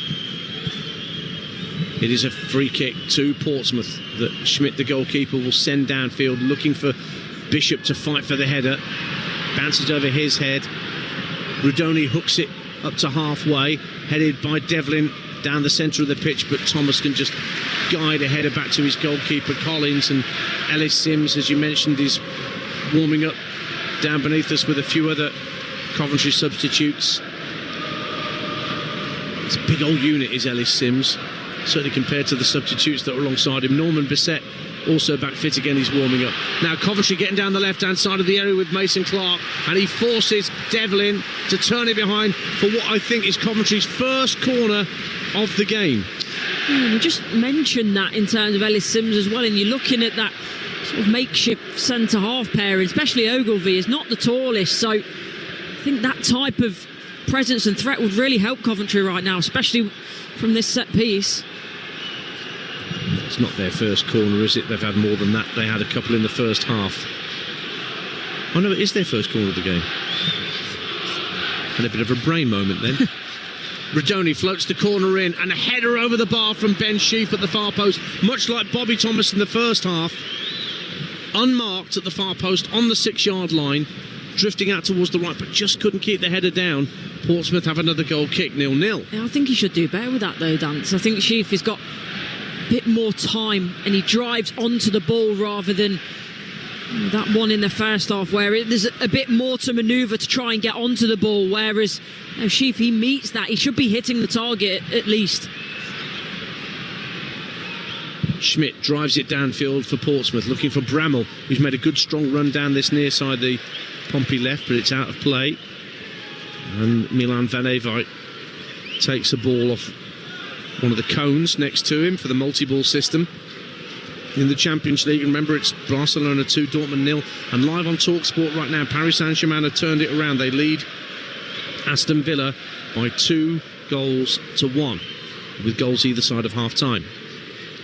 Brad Collins, the Coventry keeper, clears the ball right-footed out to this near side, looking for Van Eyck, cushions it on his instep, trying to lay it off for Rudoni, pokes it over halfway. Sakamoto fouled Dazelle in turning him, and the free kick goes Portsmouth way, and Courtney Sweetman-Kirk gently shakes her head to my left. Not for me, Dance, absolutely not for me. I think Dazelle's the one that's actually looking to make the foul, but the referee, the assistant's right on top of it, but it didn't look like it from here, and we're not far away. Oh. John Mousinho will happily take decisions like that. And they're taking their time over the free kick, and the whistles around us from the Coventry fans thinking the housery is setting in for their opponents tonight. Ogilvie hits the free kick up to the edge of the area. Bishop nods it down. Looked like handball from O'Mahony, and it was as he tried to collect it. Lovely knockdown from Colby Bishop's header. But O'Mahony definitely cradled it with his left arm, and the whistle was instantaneous. Free kick, 0-0. Yeah, but as you say though, Colby Bishop does ever so well there. He knows exactly what he wants to do, and credit to O'Mahony as well. He reads the situation, so he's there, he's in the right place. It's just the bounce is unfortunate for him. And Portsmouth win it back, and Devlin lobs it down the right hand side looking for Ashish. Can he keep it in play? It's bouncing, it's gone out of play in the end, and it will be a Coventry throw. He just couldn't bring it under control, the bouncing ball there, Adil Ashish. Should we get an update from the Kazam? I think we should. How are Oxford looking now? They've got a goal back. Ian Abrahams. 17 minutes to go. Oxford 1, QPR 2. I tell you, it was a library in the first half. It's become a cacophony of noise since Stan Mills' involvement and goal. But they need 2 quick goals, Oxford, if they're to deny QPR here. 17 to go. Oxford 1, QPR 2. And it's still Swansea City 3, Plymouth 0 with about 12 minutes to go at the Swansea.com Stadium. That was the score at half-time as well. But it's 0-0 here at the Coventry Building Society Arena. Coventry, knowing that only a win will take them back into the top 6 tonight. If they get a point, they'll go level with 6th place Middlesbrough, but with an inferior goal difference. Rudoni looking to set Mason Clark away. Down the left-hand side, he's got past Devlin into the area, squares it across for right. Oh, it hits his standing foot as he swung his left peg at it, and it took a deflection off a Pompey player as well, and goes over for a corner kick, 0-0. Yeah, I think it was Ogilvie again, and he made that vital block for Rudoni in the first half, and I'm sure it was him again, but you're right, in terms of that initial contact, I think if Hadji Wright gets it right first time, it's probably looking goal bound, but as you say, he sort of scuffs it, and it gives the opportunity for Ogilvie to get that second deflection on it too. Well, it's only now that Jack Rudoni's going over to that far corner, the southeast corner, to go and take the corner kick, left-footed out swinger for Coventry City. Kitching and Thomas just at the edge of the area, preparing to make their runs into the box, the centre half. In it comes from Rudoni, really fiercely into the near post. Sent back out to him by the Pompey defence. Rudoni clips it back into the area. Good strong header cleared from Bishop, but it goes back out to Rudoni a second time. Tries to get the cross in. Deflects up in the air. Grimes at the edge of the area. Loses out to a good strong challenge from Andre Dazelle, who drives it down the right-hand side for the Visitors.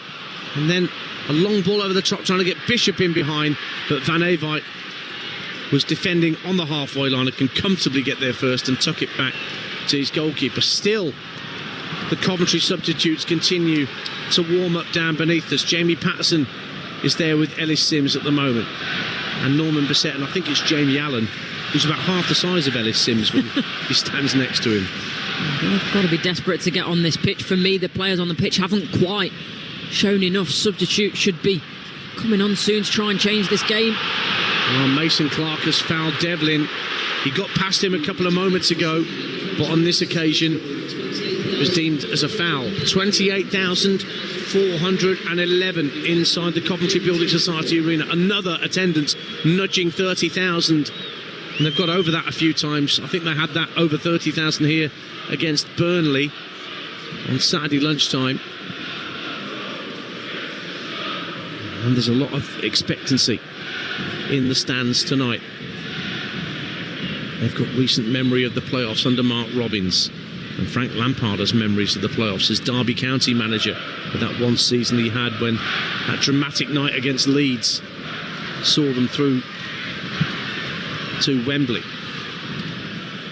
Volleyed downfield by Van Eyck for Coventry City, but collected by Cohen Bramall on halfway for Portsmouth. Strong run from Bramall, trying to go all the way through, and there was a foul, a push off the ball on a Coventry player. Gets ironic cheers as Bobby Thomas was nudged off the ball, I think by Mark O'Mahony, and Gavin Ward spotted it with eyes in the back of his head, and Coventry have a free kick, 0-0.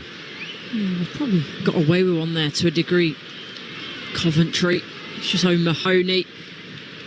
Moment where you're trying to get forward, trying to be combative, get round the centre half, but referee spots that one. Devlin giving chase, running back to his own dead ball line, has to head it behind for a corner kick. Pressure again from Mason Clark, who's been sticking to Terry Devlin like glue since he came on at Portsmouth's right back position, and certainly it's not a fair fight in terms of a physical battle. Mason Clark looks by far the stronger, and he's won a corner for Coventry. He's been Coventry's best player so far, there's no doubt about that, although I must admit it's not been a particularly high bar. Still, the Coventry substitutes weight down beneath us as Rudoni strikes the corner to the far post. Kitching heads the ball back across the face of goal. His fellow centre-half Thomas brings it down left-hand side of the area, tries to give it back to Rudoni, but it was intercepted for Portsmouth by Ashish. De Silva puts the ball back into the box. Oh, what a header from Conor Ogilvie defensively at his near post. Coventry trying to win the ball back, and then there's a push on a Portsmouth player. But again, for the second or third time in this half, Conor Ogilvie, right place, right time defensively. Beautiful ball in from Jay De Silva from deep. And Ogilvie had to make it. Awkward header, but he got it clear. 0-0. Yeah, absolutely brilliant. And what he lacks in height, in terms of his determination and actually brilliant timing to want to go and win the ball, has been excellent. But again, bit of a suspect one for me. I think it was Devlin. He actually jumped over Sakamoto. Sakamoto doesn't move, then ends up on a heap on the floor, and somehow it's a Pompey free kick. You're listening to Coventry 0, Portsmouth 0 in the EFL Championship. Live on Talksport 2 with McDonald's. Order McDelivery on the app and get rewards points. 18 plus. Participating restaurant delivery fees and terms apply. See mcdonalds.com. Ian Danter and the former Liverpool and Sheffield United women's striker Courtney Sweetman-Kirk, your team here in the Midlands. Sakamoto tries to lob the ball forward, asking Haji Wright to give chase, but Regan Paul got himself between man and ball and nodded it back to his keeper. And now Frank Lampard's having words with the fourth official down there, think that he felt that Wright was being manhandled there. Meanwhile, Colby Bishop comes down the left-hand side, claims for offside, waved away. Really, the assistant wasn't up with play on the far side of the field. Portsmouth get into the area. Murphy claims he was pulled back by Thomas. Nothing doing, says Gavin Ward. It's all really hectic and really harem-scarum out there. 0-0. You can't help but think that the officials are going to play some part in this game, just because it's been a little bit inconsistent. There's been the massive penalty shout in the first half, and to know both teams, it's a bit edgy, it's a bit nervy, and just feel like, as I say, the officials might be at the heart of something within this game. 0-0, quarter of the game to go. Again, Haji Wright comes downfield. The goalkeeper's out of his ground, but what a challenge. Regan Paul, as Haji Wright threatened to let fly. Schmidt was caught way out of his penalty area, but he was bailed out by his centre-half. Throw into Coventry, 0-0. He was in the middle of nowhere, but I just think it's one of those for Haji Wright. It's a little bit of a shame the ball isn't in front of him. He's trying to drag it round with his right foot. He can't get his foot underneath it to try and lob the goalkeeper, and by the time that he's taken the extra touch to try and get it at his feet, it's a fantastic challenge by Paul. But it leads to a Coventry City throw, pretty much level with the 18-yard line, away to our right in the Coventry penalty area. And Milan van Ewijk taking a long step back from the touchline. It's going to wind up for a long throw here. The Coventry full-back, in it comes, low and flat onto the 6-yard line, comes out to the edge of the area, but before Sakamoto can strike it, there was a push, spotted by Gavin Ward on a Portsmouth defender, and that leads to a free kick to the visitors. 22 minutes left on Talksport 2, your home of the EFL in this crucial game at top and bottom of the Championship, and still we await the deadlock to be broken. Yeah, it's looking at a bit more lively though. I think it was quite a pedestrian start really for both sides for the second half, but there's a bit of spice. And now Sakamoto trying to take a throw, blocked by Conor Ogilvie, who's going to get a yellow card only for his trouble. And that was a very deliberate block on Sakamoto, who was trying to take a quick throw right in front of his manager, Frank Lampard, and Ogilvie just put himself in the way and obstructed the Japanese winger. Yellow card for Ogilvie. He body checks him, and it's definitely it's not a red card, it's a yellow, there's no doubt about that. The only risk that Ogilvie takes there is if he connects with Sakamoto's face, then it is a red card. So it's just a dangerous one to try and do right under the nose of the referee and the fourth official.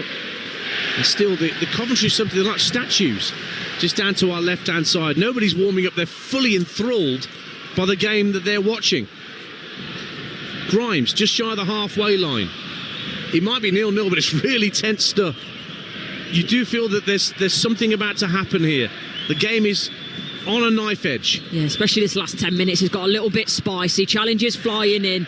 Both sets of fans as well, really indignant with some of the decisions, and they're playing their part. But as you say, Dan, there's something that's going to happen within these last 20 minutes. Grimes for Coventry City, inside the centre circle, plays it left for Ben Sheaf.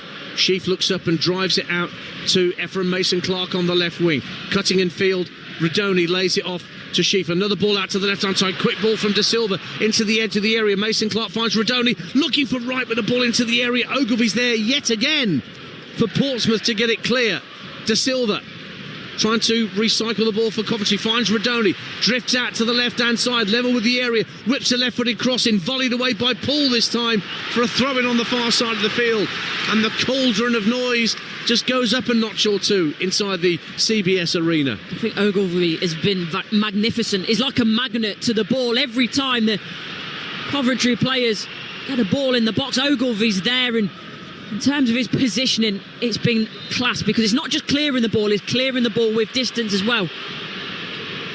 Long throw coming up, and Milan van Ewijk's gone all the way over to the left-hand side of the field. He's the right back, but he's the guy that throws it in long. He's actually thrown it short to Grimes, who tosses the ball into the area. Heads go up.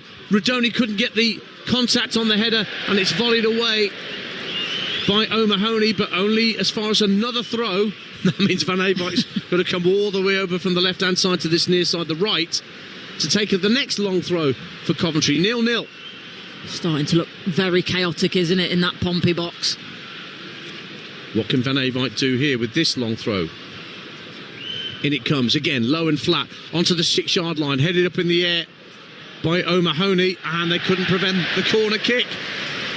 So the pressure continues to build from Coventry City at the south stand end with this latest corner. 0-0. Yeah, it's got to be better though. The last corner, yes, it was flat, had pace, didn't beat the first man 2 times if asking, actually, because the ball that come out again straight at the first man, Rodoni, so he's got to make sure he beats the first player. But before the corner can be taken, there's going to be a change of piece here.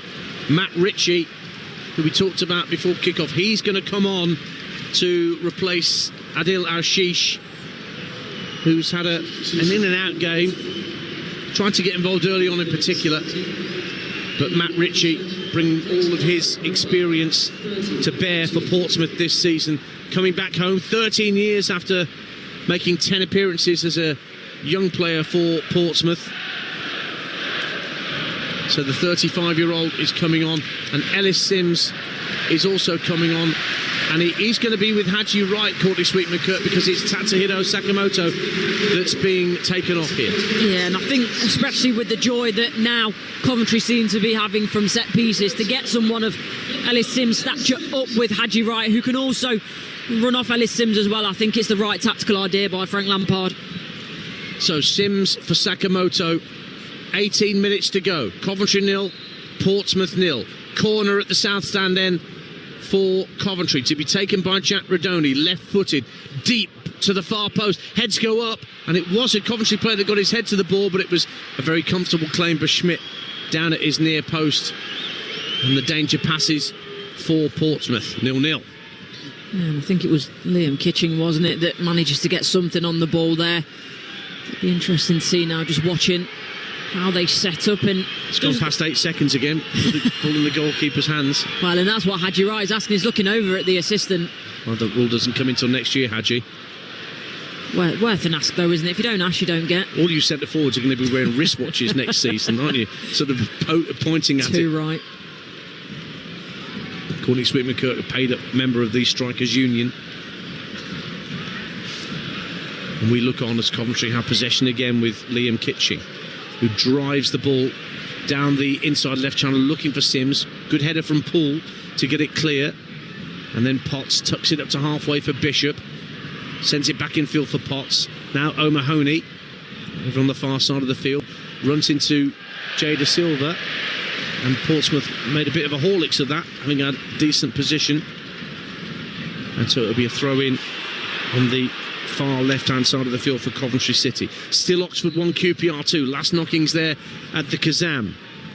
Swansea 3, Plymouth 0. They're moving into added time there, but still over a quarter of an hour to play here. Barcelona are now 3-0 up on Borussia Dortmund. And again, the former Dortmund striker Robert Lewandowski on the mark for Barca. And Paris Saint-Germain 2, Villa 1 is how it is over on Talksport at the moment. Here is Milan Van Ewijk for Coventry City, looking for Sims at the edge of the area. Ogilvie gets his foot in front of Sims and pokes the ball clear.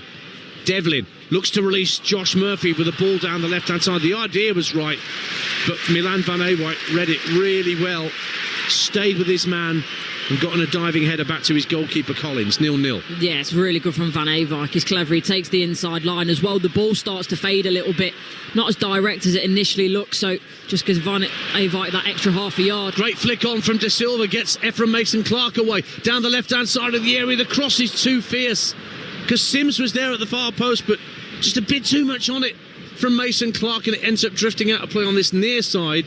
The Pompey left for their throw near the corner flag. 0-0. Yeah, and that's probably the story of the game for Coventry. They've got into those type of advanced areas, especially in wide areas, but that final ball hasn't been good enough. And Mason Clark says probably been the best Coventry player, but there he doesn't get it right with the ball in. Van Eyck nods it down for Grimes as Coventry quickly win the ball back from Portsmouth's throw. It's back on halfway with Thomas.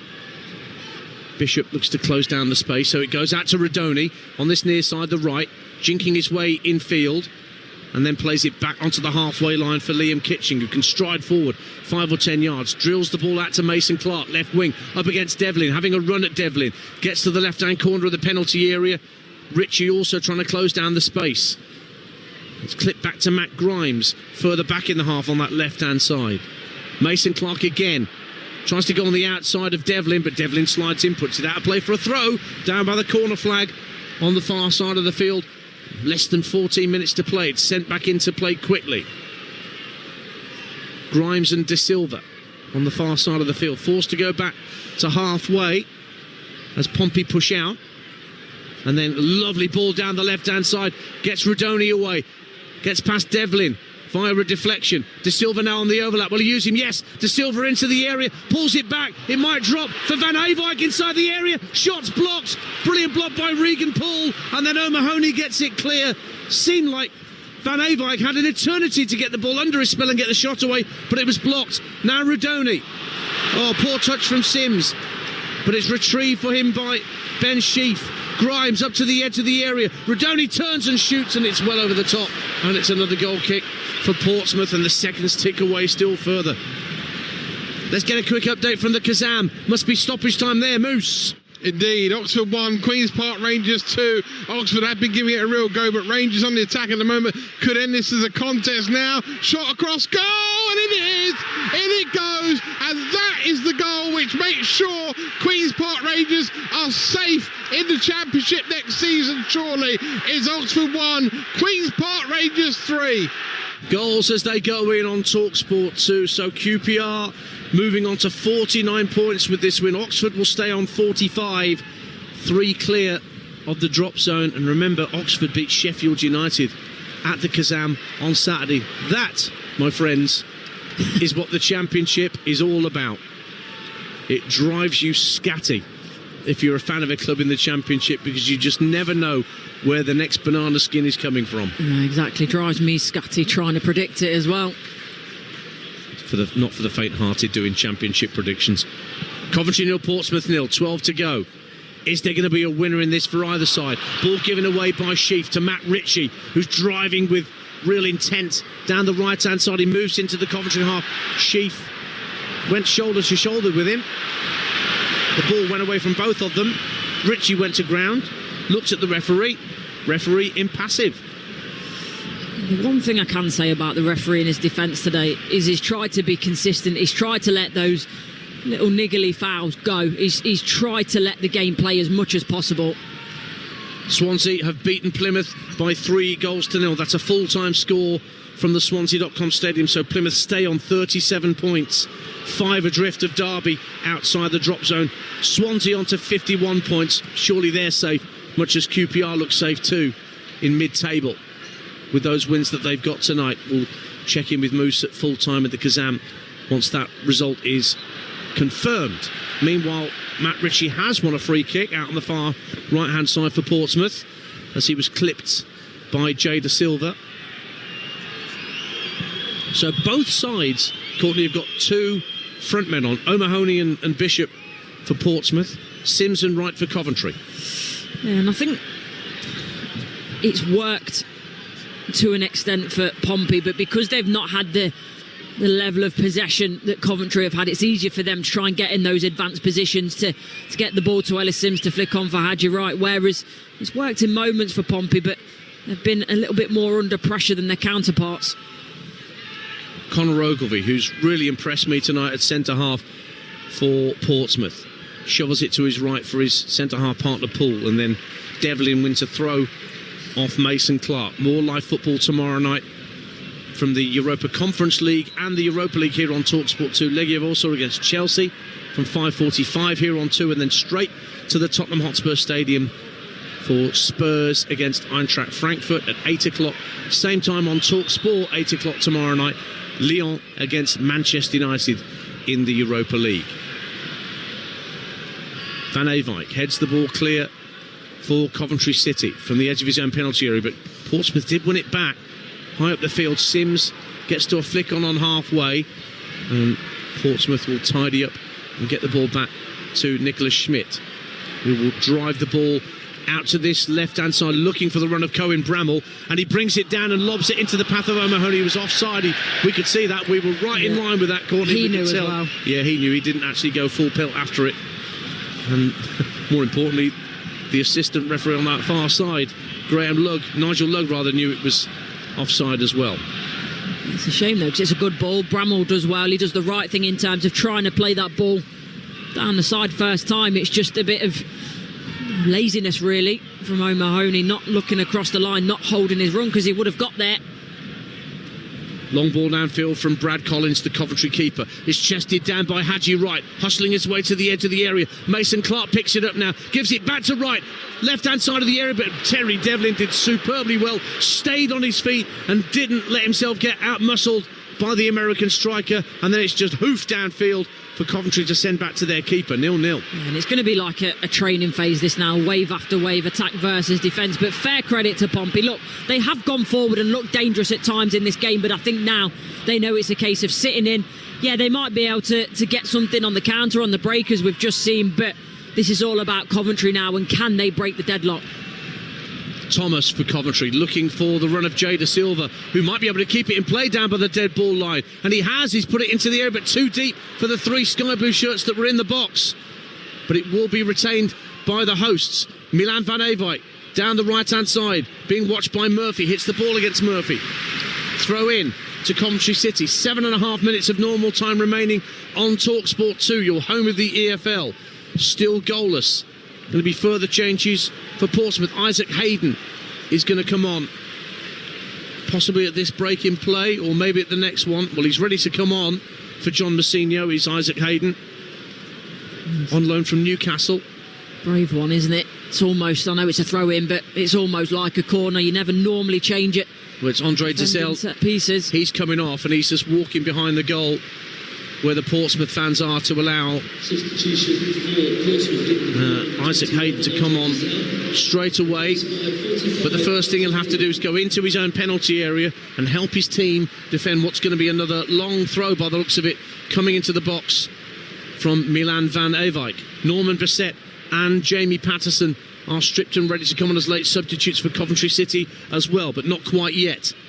Here comes the throw from Van Ewijk, really low and flat, but straight onto the head of Conor Ogilvie, who's there again to get first contact and get it away from danger for Pompey, who will go 4 points clear of the bottom three with the point that they're getting here. Coventry will go level on points with 6th place Middlesbrough, but they will not go above them. They've got a much inferior goal difference, +4 for Coventry as things stand, +11 for Michael Carrick's Teesiders. So here comes the double change for Coventry, and Ephraim Mason-Clark is the first player to make way, and he's again going straight out of play on the far touchline, and Jamie Patterson comes on for him, and the returning Norman Bissett is going to come on for Haji Wright, and Wright has also gone off on that far side.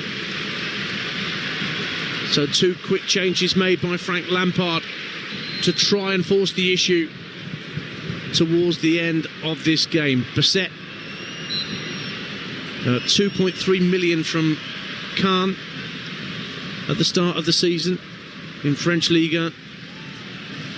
Can he make the difference, along with Jamie Patterson, real experienced EFL player, Jamie Patterson, back in England after a spell in the USA. Bobby Thomas just thumps the ball downfield. Ellis Sims gets ahead of his man. Out comes the keeper, gets something on it as they went for a 50-50 challenge right at the edge of the box. Goes out of play for a Coventry throw. 5 to play, 0-0. Yeah, and he just gets caught, doesn't he, there, Regan Paul, and does ever so well. Ellis Sims is fighting for that ball, wants to get to it first. Schmidt comes out, luckily gets something on the ball, because it looked for a minute that he was going to cause himself a bit of a problem, but crisis averted. Isaac Hayden fouled by Sheaf inside his own half, so be a free kick to Portsmouth. Bissett's got a couple of goals, and he scored the consolation at Fratton Park in the 4-1 defeat back in December. And I saw his first goal here, which was against Sheffield United, in a brilliant 2-2 draw that we brought you here on Talksport 2 earlier in the season. Free kick then to Portsmouth. It's in the centre of their own half. Nicholas Schmidt, the goalkeeper, will take it out to this near side of the Pompey left, looking for Bishop, just ducks underneath it to let the ball go behind him, thinking that Murphy could run onto it, but Van Eyck on the scene first, hooks it up to halfway. Where's that going to drop? Midway point of the Coventry half. Sheaf keeps it away from Bishop. Now Thomas looks to find Jay Da Silva, still inside his own half. Plays an early ball down the left-hand side. It's overhit, looking for Jamie Patterson, but the ball's going to be collected just inside his penalty area by Schmidt. He wanted to let it go behind, but he just couldn't gamble as the ball held up slightly and Patterson was herring after him. Yeah, he was tempted, wasn't he? But as you say, Patterson, as you do when you come on as a substitute, he's got those fresh legs, wanting to try and make an impact, but it's not a bad effort from Da Silva. And he's another player who's played quite well tonight for Coventry. It's just not quite fallen in his lap. Now O'Mahony's gone down after a strong challenge from Thomas, and he's picking himself up rather slowly. Wasn't a foul, at least I don't think it was given as a foul by Gowan Ward, but he's just checking that O'Mahony's all right, and he looks like he's going to be able to get back to his feet and not need any treatment. Just a bang to the side of the head, by the way, he's holding his right ear. The next Championship game live on Talksport 2 is from Turf Moor on Friday night. Adrian Clark and Adam Bridge will bring you Burnley against Norwich City, the latest instalment of the 3-2 won't go race for those automatic spots. Looked like a push by Regan Poole on Bassett, but the referee didn't spot it. Then there's a foul by O'Mahony, bang on halfway against Matt Grimes, and Coventry have a free kick, but we're edging towards the last 2 minutes of normal time. Getting to that sort of do or die stage. The first one was obvious for me, the push on the back of Bassett. It's such an obvious one because you can see he's about to plant the ball on his head, and next thing you know, he's underneath it. His arms are outstretched. It's such an obvious one for the referee.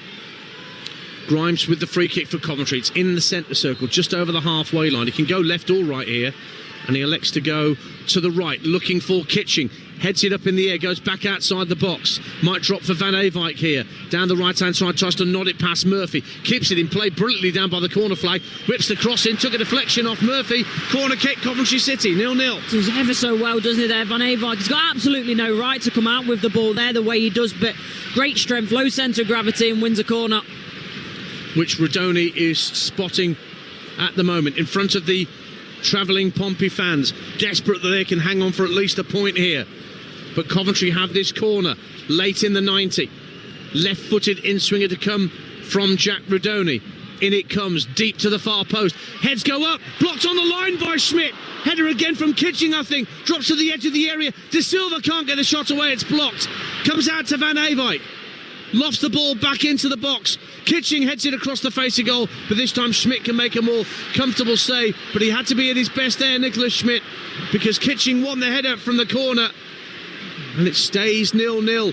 Full-time whistle at the Kazam. Ian Abrahams. Oxford 1, Queen's Park Rangers 3. Ronnie Edwards put QPR ahead early doors with a header. Our own goal by Ollie Romney on half-time doubled the lead. Stan Mills pulled one back coming on as a sub for Oxford, but in the end it was down to Yang Min Hook to score in added on time. Rangers safe now. Oxford still wondering. Oxford 1, QPR 3.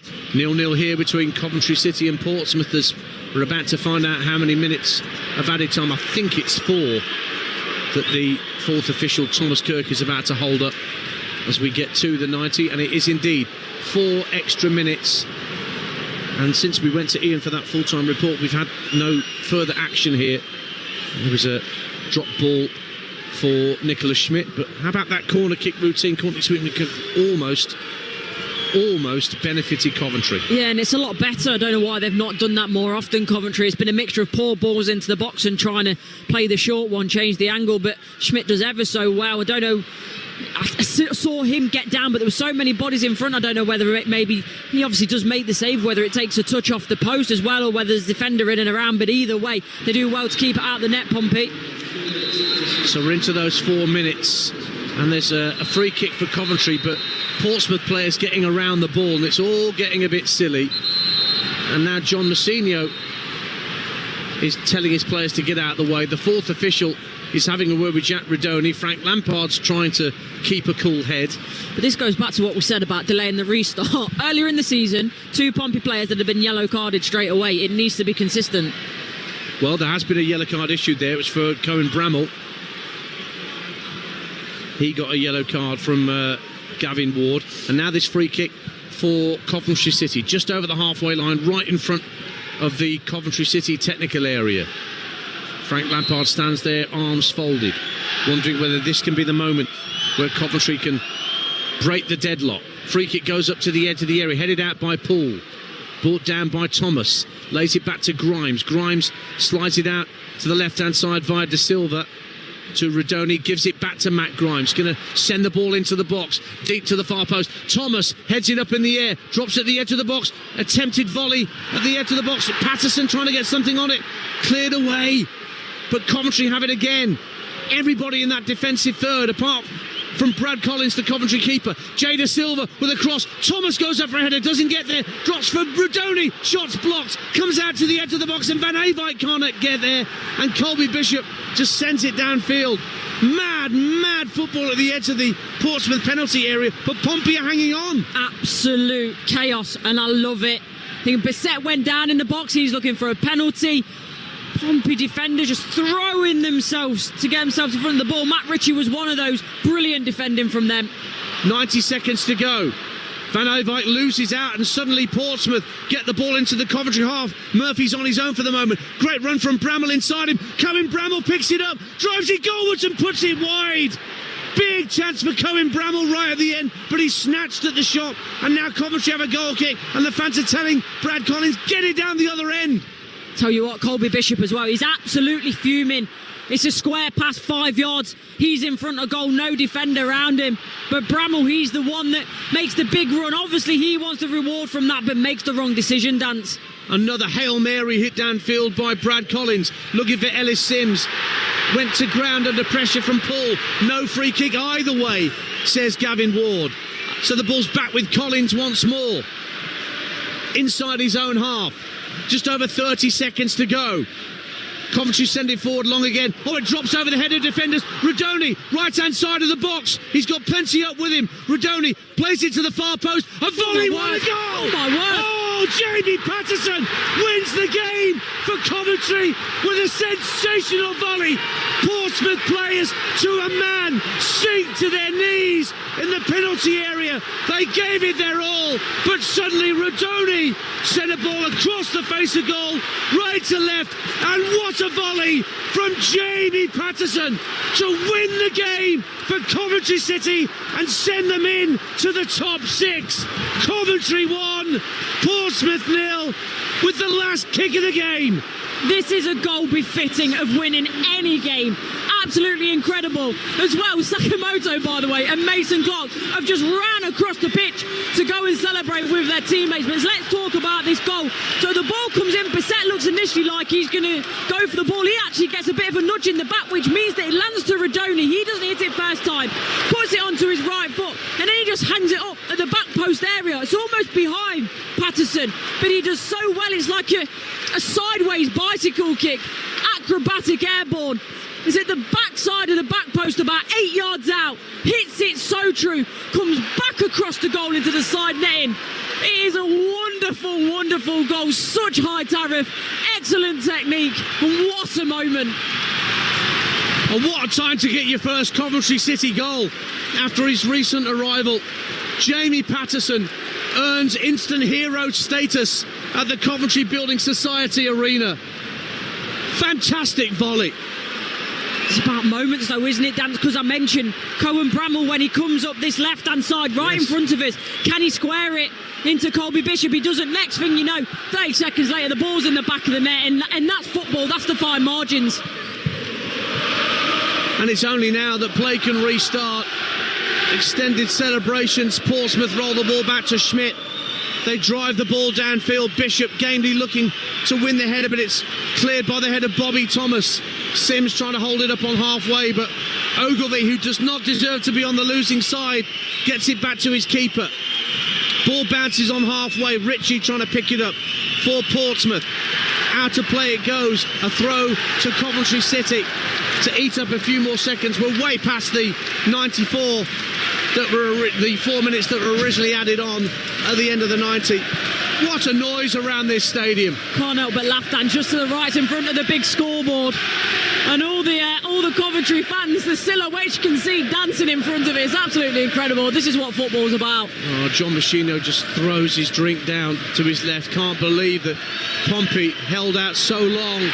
But there's the full-time whistle, and there's the sound of Coventry City fans full of joy and delight that their team are back in the Championship top six, as again Portsmouth players sink to their knees. They thought they'd earned a precious point in their battle to beat the drop, and they held on for well over 90 minutes until, with almost the last kick of the game, Jack Rodoni suddenly found himself in space on the right-hand side of the box, floated a ball to the far post, and substitute Jamie Patterson volleyed brilliantly past Nicholas Schmidt for his first Coventry goal and earned the Sky Blues all 3 points. They go back into 6th place above Middlesbrough on a dramatic climax here at the Coventry Building Society Arena. Yeah, it was chaos, Dan, in the end. That last 5 or 10 minutes, it was just absolute chaos. You didn't know quite which way it was going to go. You felt something was going to happen,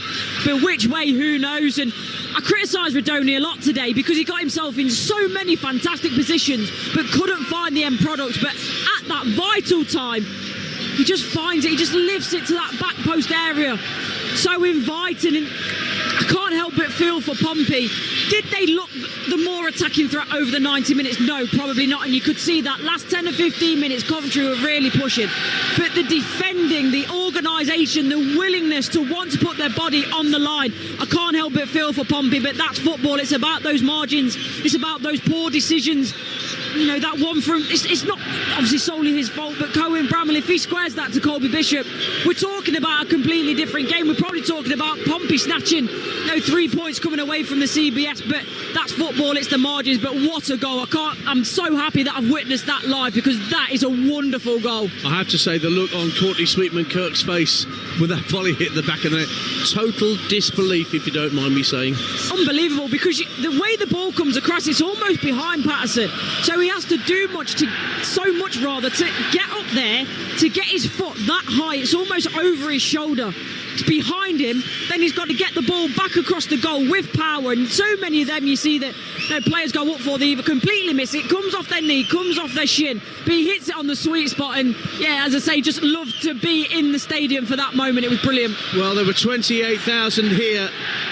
The majority of them are still here.